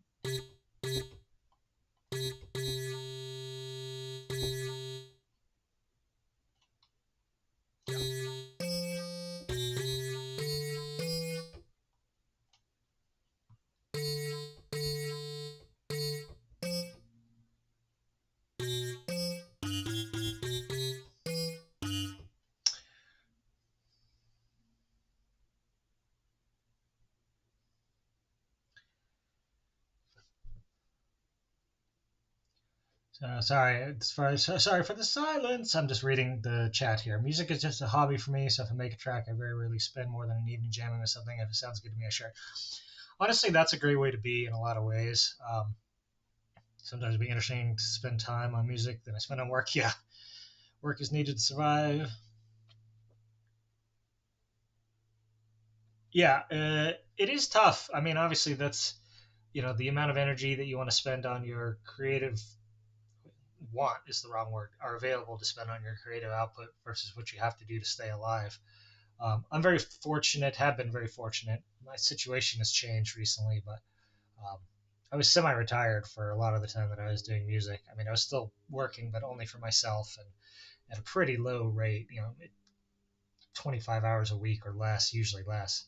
Um, and now I'm looking for full-time employment again. I'm not currently employed, so I'm definitely going to be in that same boat. And it could very well change the way that I'm putting stuff out. Um, but yeah, I mean that's obviously as someone who's working full time and trying to put stuff out, the way that you've just chosen to do it is one way to do it. You work on something for a day, a couple hours, and you're like, okay, I don't have time to if I'm gonna keep putting stuff out, share my ideas with the world. I don't have that much time to spend on each one. And you just kind of put things out with as far as you can get them in 2 hours. And then the other way to do it, I guess, is to you only release a track every 6 months because that's how long it takes you. You only have 4 hours a week to work on stuff, and you like to put 50 hours or 100 hours into each track, and it just takes you that long to get each track out. But honestly, I really do think that there's music is for the most part, and there are exceptions. But it's like most things follows that 80-20% rule where 80% of what you're going to get out of it is going to come in the first burst of energy anyway, whether that's spending a day on something or an hour on something or whatever. um, and then that 20% is just to revise it and get everything like to its the best that it could possibly be. But it's also tough because the way that people engage with music anymore, it's rare that someone's going to take your album or your release and spend 6 months listening to it, under a microscope like we did when we were growing up with stuff. Um, you know, listening to Aphex Twin albums 100 times or 1,000 times or 10,000 times, learning every note and squeak or whatever. Um, Most people now they listen to something once or twice, maybe while they're doing something else, maybe on phone speakers or whatever, and then they're done with it for good. And like, so how much time do you want to spend on something that's only going to be listened to by someone with half of their attention one time? Like, you know, but the flip side of that, because I sure love to play both sides, is to say that, really you make the music for yourself. And so you put as much into it as you're going to get out of it. And I listen to my own music a fair bit, both, not just while I'm making it, but even after it's done. Um, and then usually at some point I'll kind of get sick of something and then I don't listen to it anymore after that. Like I'm not listening much these days to my psychedelic ghost stories album. If I want to listen to some of my music, I'm either putting on metaphysical shit posting or I'm listening to the new one that hasn't released yet. Um, yeah, right, exactly. And Otecker is a great example because you know, you kind of do, unless you're some kind of musical prodigy or whatever, or someone's a lot smarter than I am. Some of that stuff you do have to listen to it a bunch of times before you're like, the first time you hear it, you're just like, what? What is even happening right now? And is that, both as certainly if you're trying to figure out what they're doing, but even just as a casual, fan listening to music, a lot of times you're listening to it and you're just like, what? I don't know if I like this. I don't know what this is. Is this music? Is this noise? Like, I don't know. And,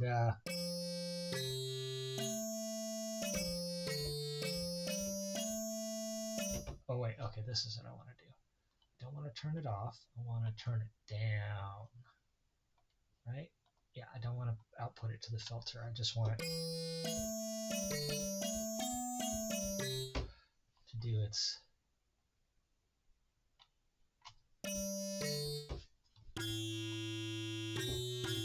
Oh, okay, that's interesting. Okay. So that's got to be up. Sets volume of the wavetable oscillator, the output volume of the second engine. Okay. Oh, I see.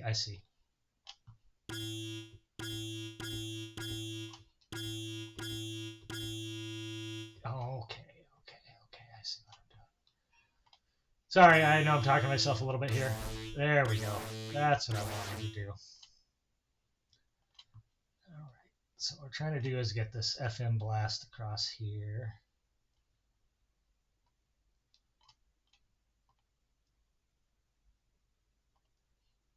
And we're going to put that on envelope 3.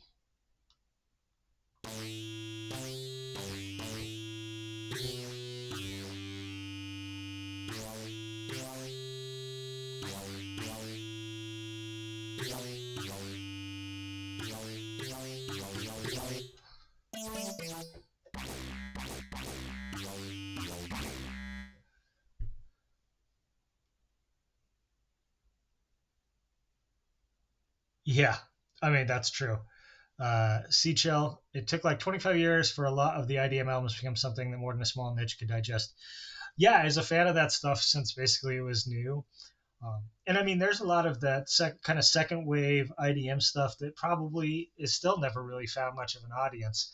Um, that could still, I would not be surprised at all. And I mean, you do hear some of that stuff in like today's hyper pop and more modern IDM and stuff. But that kind of second wave stuff where they got really into sound design and super intricate rhythm programming and kind of blossomed out into kind of some of the glitch stuff and stuff like that. Like, yeah, a lot of that stuff is just really, really not appreciated or understood by a widespread audience even to this day. And some of it because it's quite challenging to listen to. It's not easy listening in any way, shape, or form. It's pretty challenging listen even for an adventurous listener. Um, but it's cool. It's a lot of that stuff is why I got into making music. I was already into making music to some degree, but like that was the stuff that early on was really inspiring to me. It's like, oh wow, okay, I don't have to stick to some of these, I don't have to have harmonies, or that doesn't have to be the super most important thing, like chord progressions in my music. I can just make a bunch of weird fucking sounds and jam them together rhythmically. Um, and a lot of that early stuff I made in that era it's pretty crap. But it was fun to make it, and I learned some stuff doing it. So let's see here.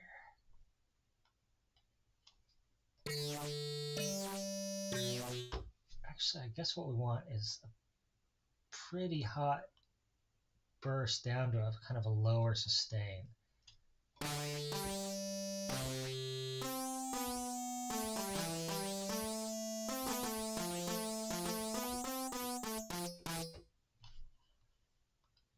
Okay, that's not out to. Okay, perfect. All right.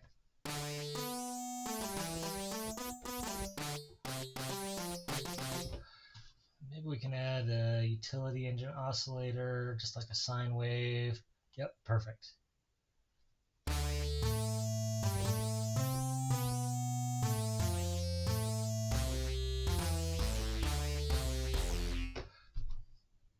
Maybe even take it down a couple notches. That's pretty fucking.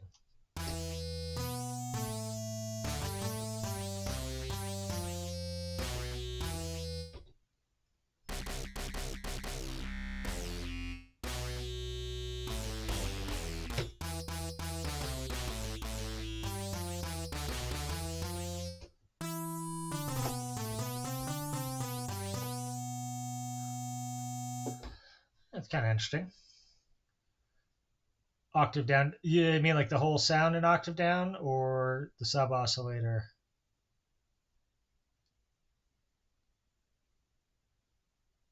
Yeah, see, chill. I would love to. It's exciting to see what weird stuff from now will be hot. Uh, 15, 20 years from now. Yes, this interface, Sichel, is. I don't know if I'm pronouncing your name right, and if I'm not, I sincerely apologize. Okay, so tune the whole thing down an octave. Okay, let's give it a shot and see what happens. Yes, this interface is, in my opinion, and again, I've not tried everything, so I'm not trying to say that this is like the most informed opinion. Of all the things I've tried a quite fair number of synths, both soft and hardware, and this is probably the best interface that I've seen.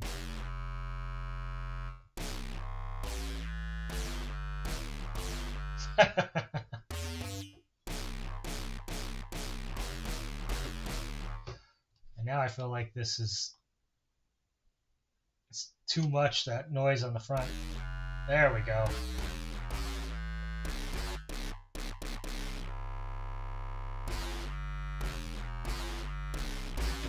I wonder if we could get away with just making this. Yeah, it's definitely not as interesting if we do that.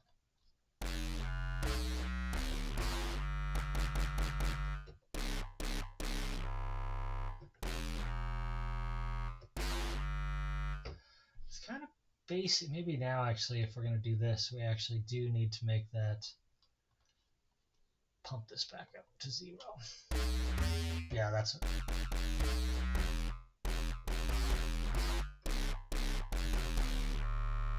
Yeah, that's a nice trashy bass, isn't it? Yeah. Yeah.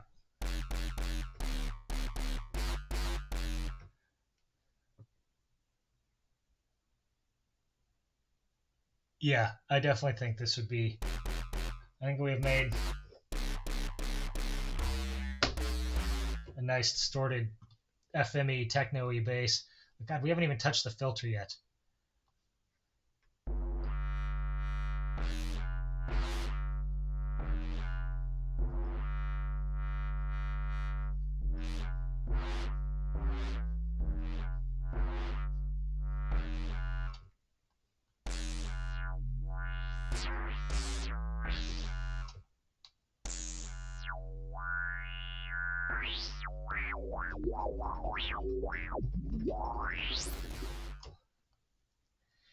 The resonance is a bit much.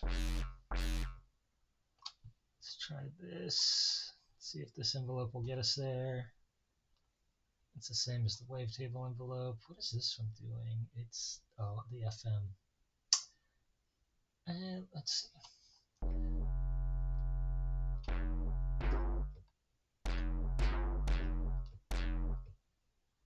You know what we're going to do, actually? We are going to use one of the function generators. Function, we're going to change it from LFO to envelope mode. Function 1. Take the cutoff a little lower even. Function 1, assign it.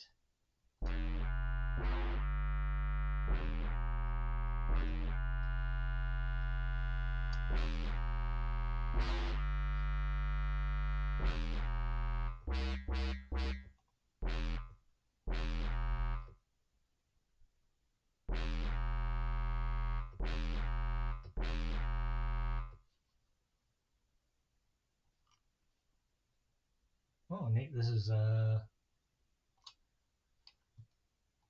it's like musical timed. Do you use the macros? It is easy to tie a few parameters to them. I do use the macros.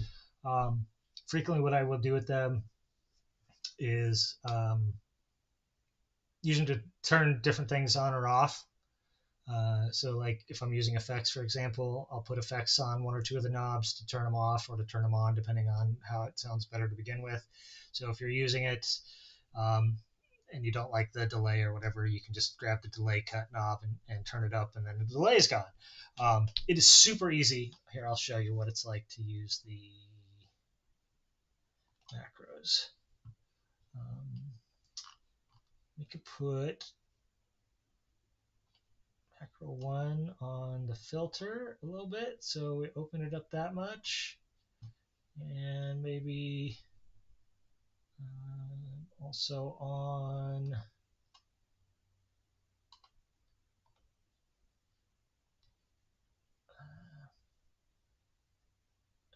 could make it just add a little wave folding too. Oops. Function, yeah. So now when you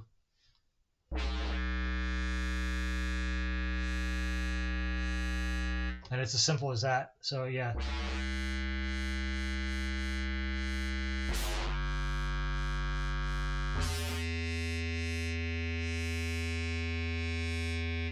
You know, we could also do is oh, what the hell else did I? I'm a big dummy sometimes. Okay, I actually meant to put this filter cutoff on the macro. I got the filter cutoff. Oh, wave folding. That's what I was trying to put on the macro. I am a big dummy sometimes.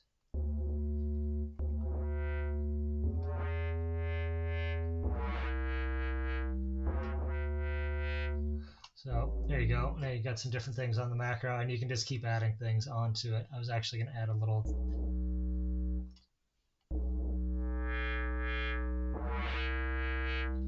And then we'll call that the bite macro.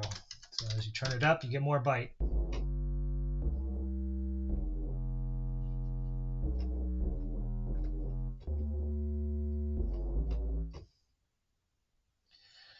Yeah, the macros are very powerful.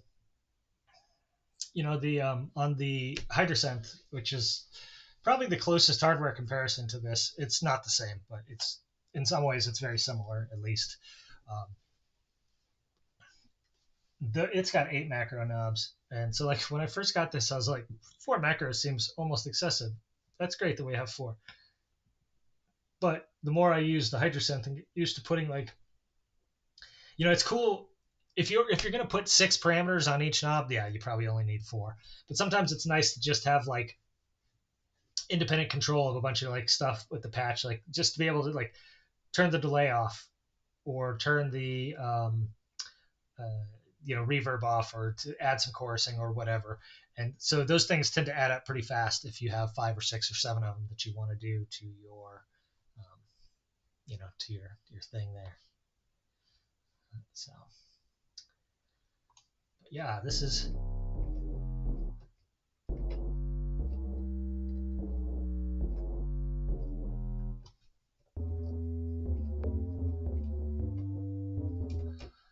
we can put something on the mod wheel as well. Maybe some. Oh, that's actually kind of cool.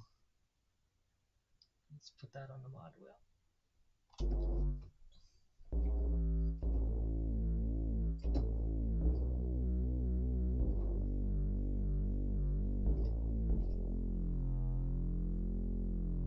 Oh, I kind of like that.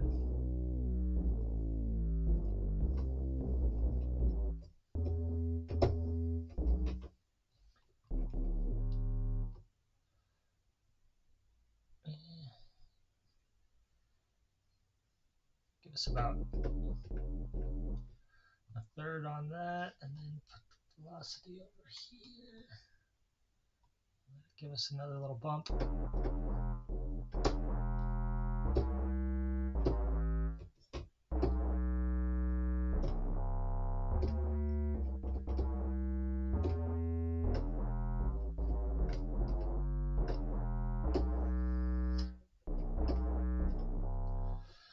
Yeah, and effects, I think I'm going to go again with maybe some. Actually, let's try the compressor on the distortion setting. Oh, that's too much.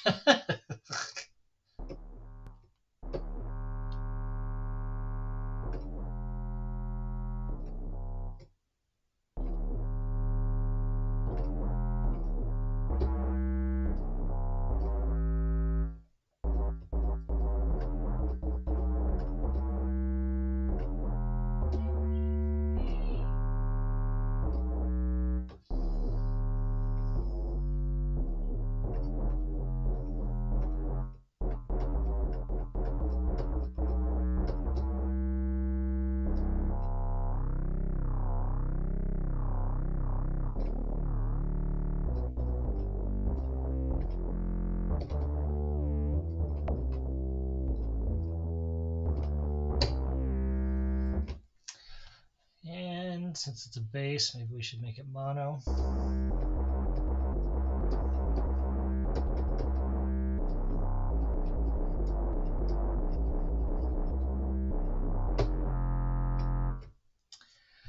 Just, yeah, there's definitely a fair bit of complexity going on in it.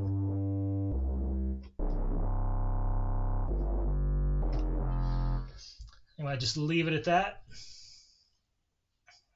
Think of a clever name here. Let's see, it's kind of growly, heavy.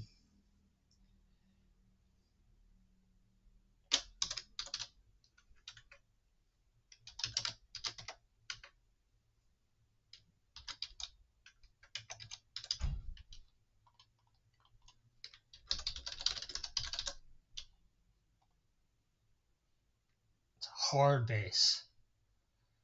You could use that for drum and bass. You could use that for techno, industrial, hard techno, IDM. It's kind of dirty, kind of deep, kind of dark, kind of complex, harsh at times. I'm gonna click all the fucking buttons for this one. Distorted, yep, it is that. It's filtered. It's got some FM going. Sure. There you go.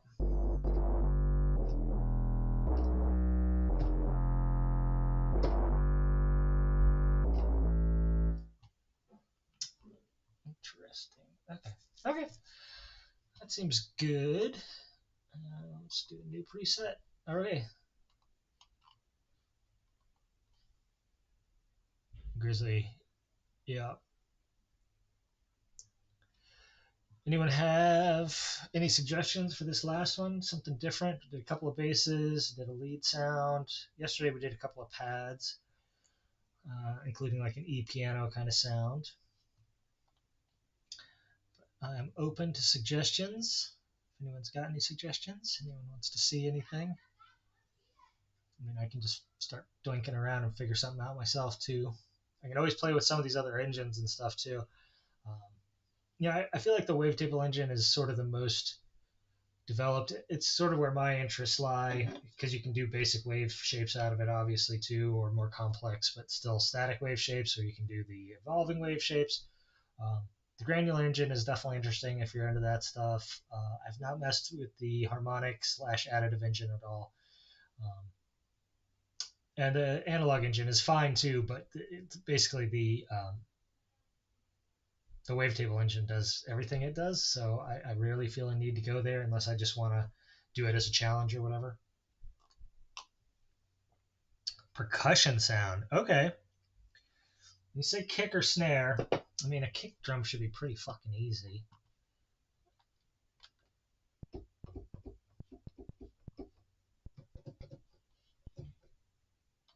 Right.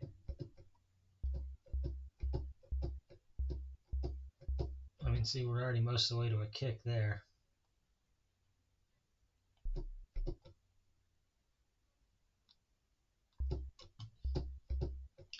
Wonder if I can... No, it doesn't seem like it.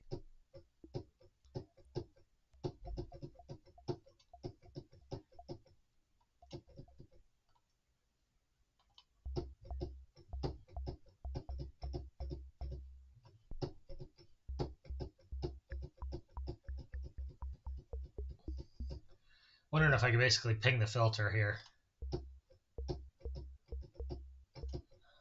Just a tiny bit of noise into the filter. And filter mix volume. So we want to take this all the way down to nothing, and then we're going to make this envelope like just crazy short.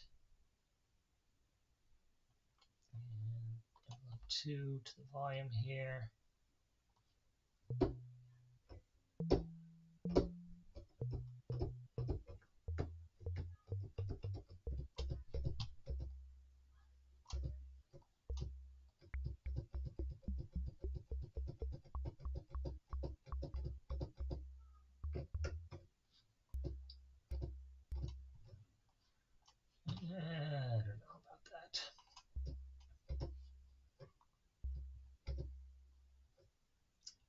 could actually just say in the analog engines, if we just need a simple sine wave though, and we can also make this a sine wave, and then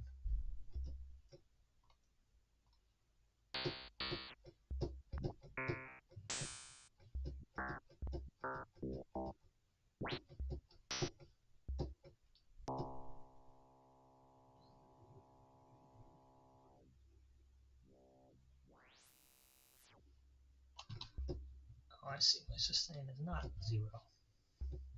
Like, why am I not getting sustain on this? Where's that FM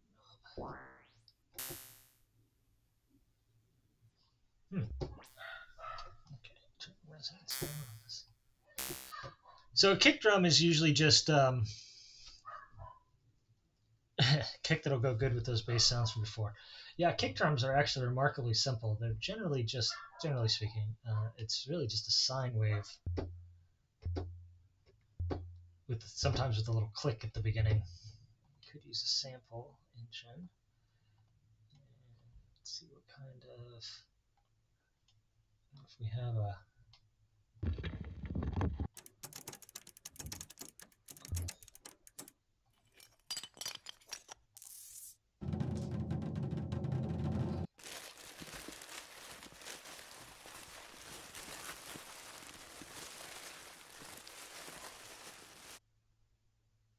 impacts and FX. That's probably what we want.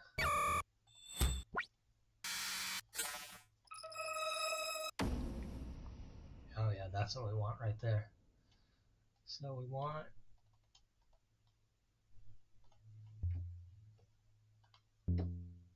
no. What did I just do? What is wrong with me?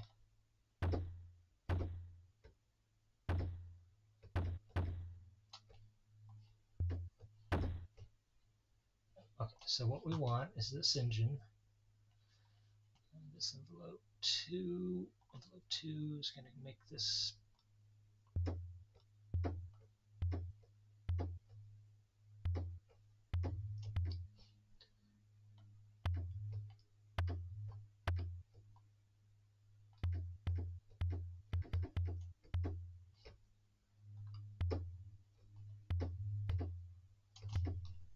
This is even too long.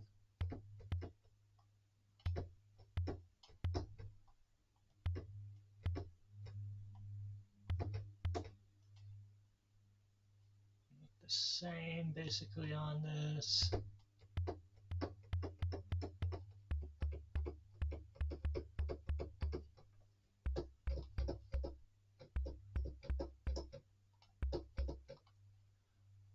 Wonder if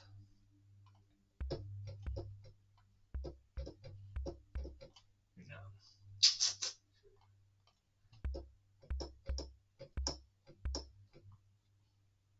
Okay.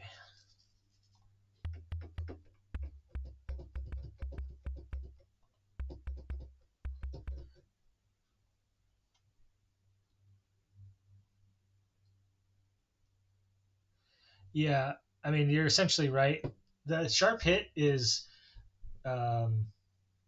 surprisingly less of the sample or less of the sound than you would necessarily think.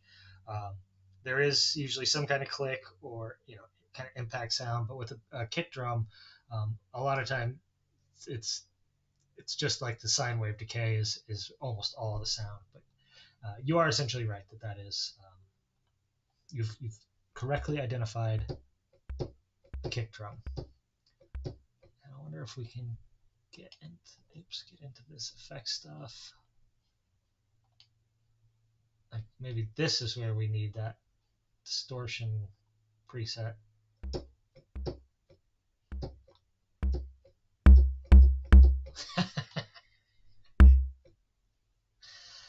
All right, watch this. Here we go. I'm put a second compressor in here so it doesn't break the fucking thing.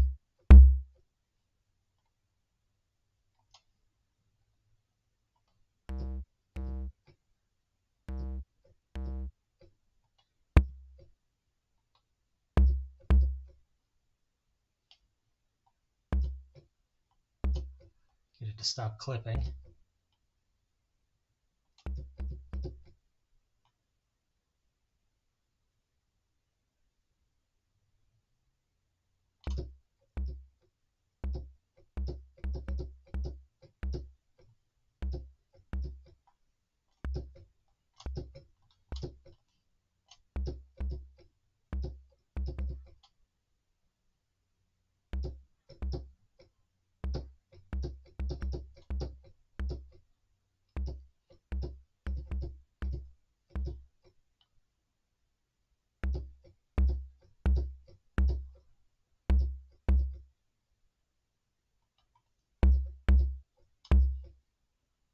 Yeah, it doesn't. It's funny. It doesn't. I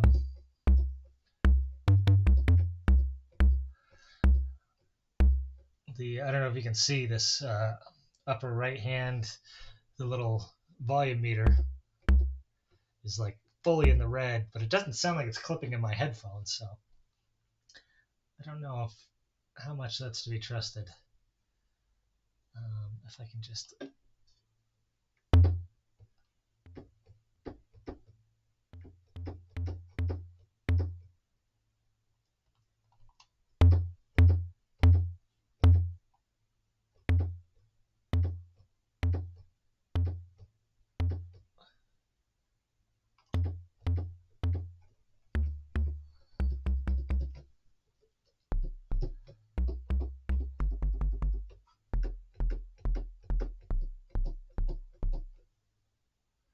I even actually want maybe less of this click.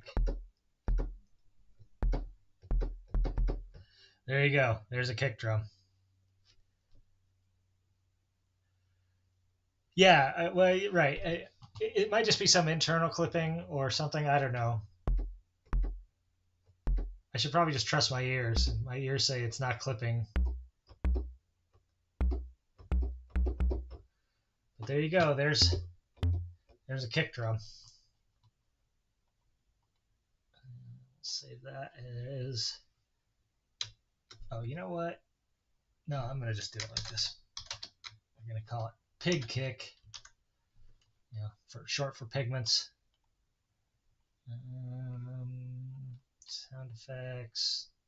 I guess that's a sound effect. Is it? It's a hit. There's not a percussion. How is there not a percussion thing there? It is definitely dirty and huge. That's a hard techno kick. Techno kick. See, there's no drum option in here. Come on, man. Percussive, is that an option? Processed? You're killing me, Smalls. It doesn't really matter. There you go. There's a kick.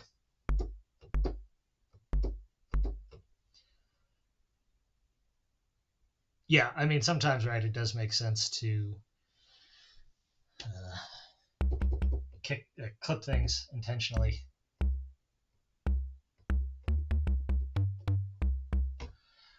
I make a tremendous amount of my own drum sounds. That one was so easy and quick. Like, we're going to do another. We'll do a bonus one here. I do a tremendous amount of my own drum sounds mostly in modular. Lots of pinging filters and stuff like that. It's one of my favorite things to do in modular.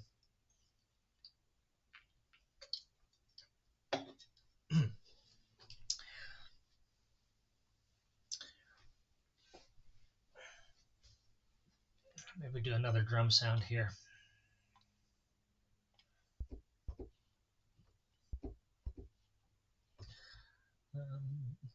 Do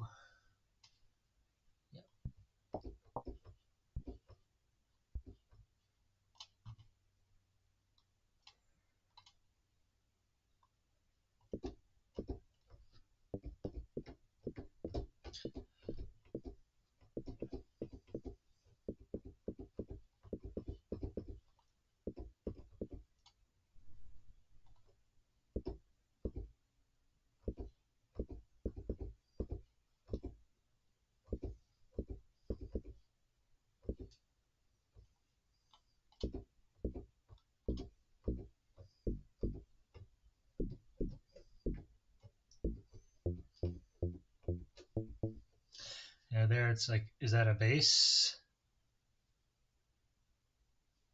Oh, nice. Um, yeah, I have a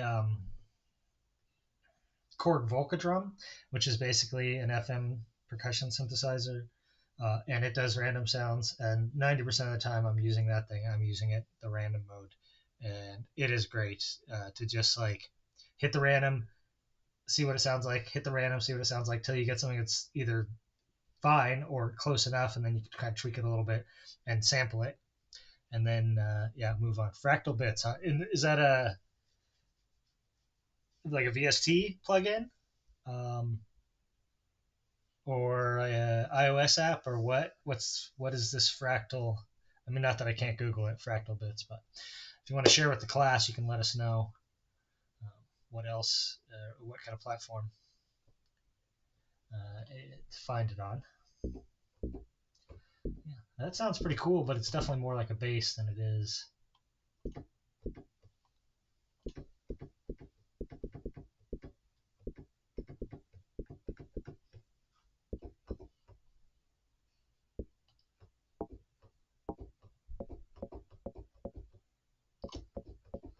Let's see here, it might make sense to try out this low pass gate mode. Get some bongos. Envelope 2 to the filter.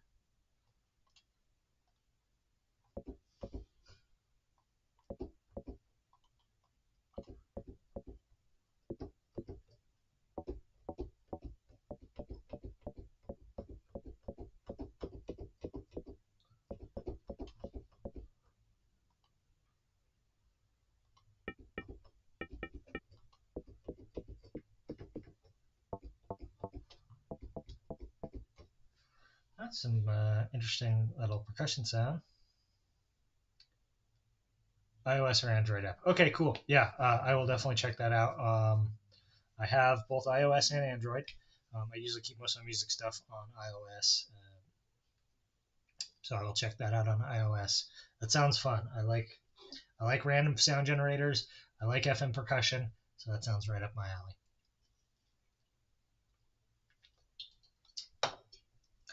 All right.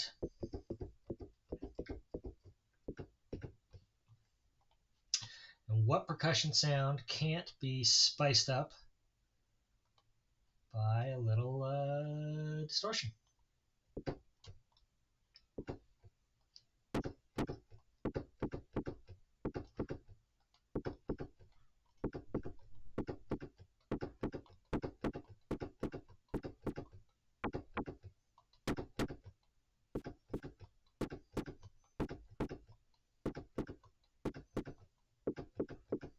Yeah, that's what we want right there.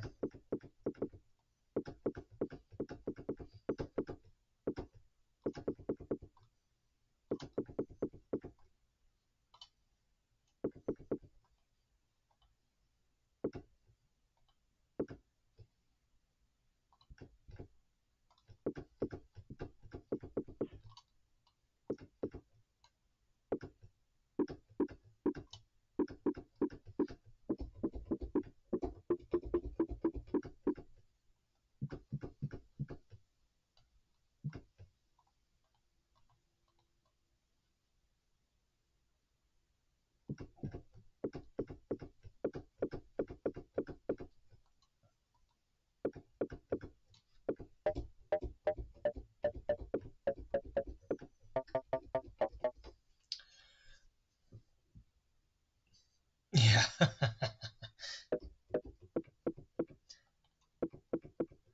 Yeah, I can see that. And I'm honestly not opposed to making sounds for games or whatever.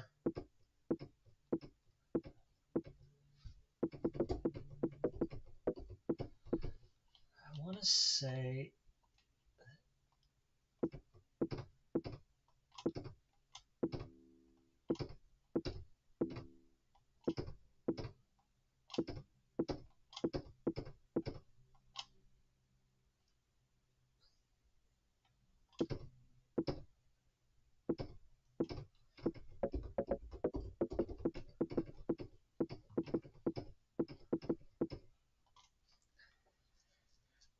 Yeah, that's one of the things that I'm happy or I'm interested in doing is doing some sound design for video games. Like maybe I should do a dedicated video game sound design session at some point and just be like, come on, give me video game sounds and I'll make a bunch of sounds in here.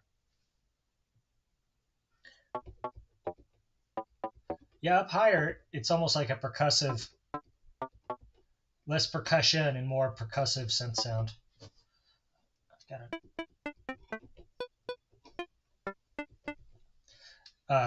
it's almost like a popcorn sound, not like the sound of actual popcorn, but sounds from the track Popcorn, where you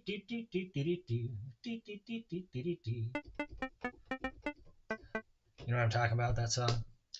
Yeah, it is kind of a clave a little bit too. It's more of a tonal element. The higher you go, the low. You can also like detune it a little bit, so it's like a little out of tune for whatever key you're playing. I don't know if that's worthwhile or not.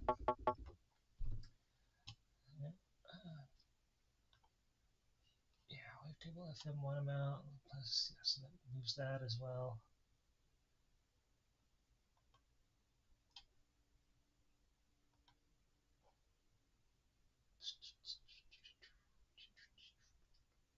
What the? Okay, hold on a sec here. Wavetable. Oh, right, we're in engine 2.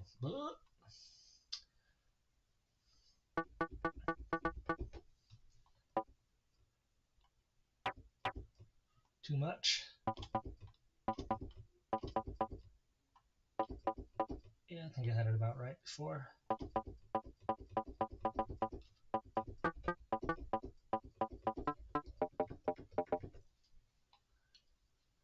Yeah, it's kind of fun to make just little doinky percussion sounds from time to time.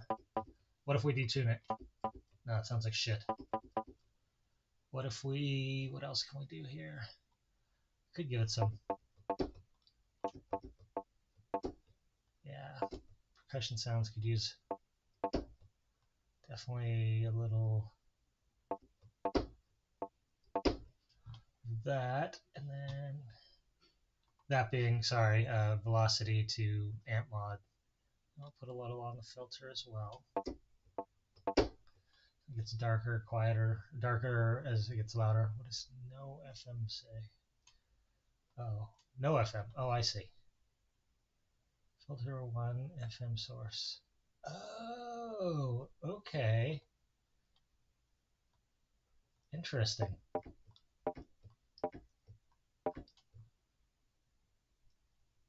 I see. Well, that's wild. Actually, what I wanted for this thing was this.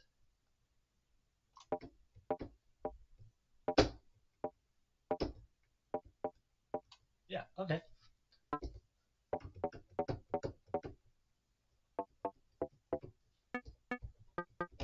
Yeah, it's an interesting little doink.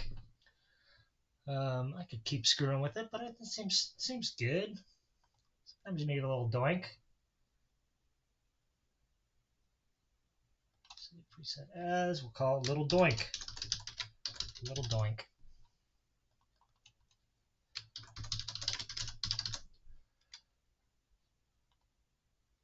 That is percussive keys, sound effects. Call it a hit. Yeah, it's a hit. It's a hit. Styles, characteristics. Here we go. This needs a woody as a characteristic, right? There we go. It's woody. Transient. Yeah. There we go.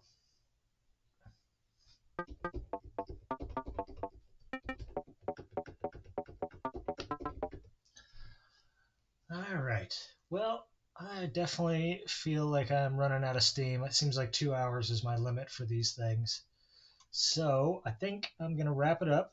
Click button adds a category. Yeah. Yeah, you can add categories. You can add, that's totally customizable. That's another, um,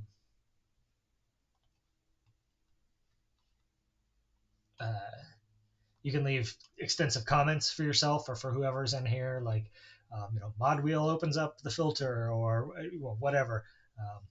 Do this to turn effects up or anything at all. It's pretty handy. And the search when you're searching for stuff too, if you've actually tagged all this stuff and it means something to you, it can be very helpful. So, but yeah, well, thanks for hanging out again.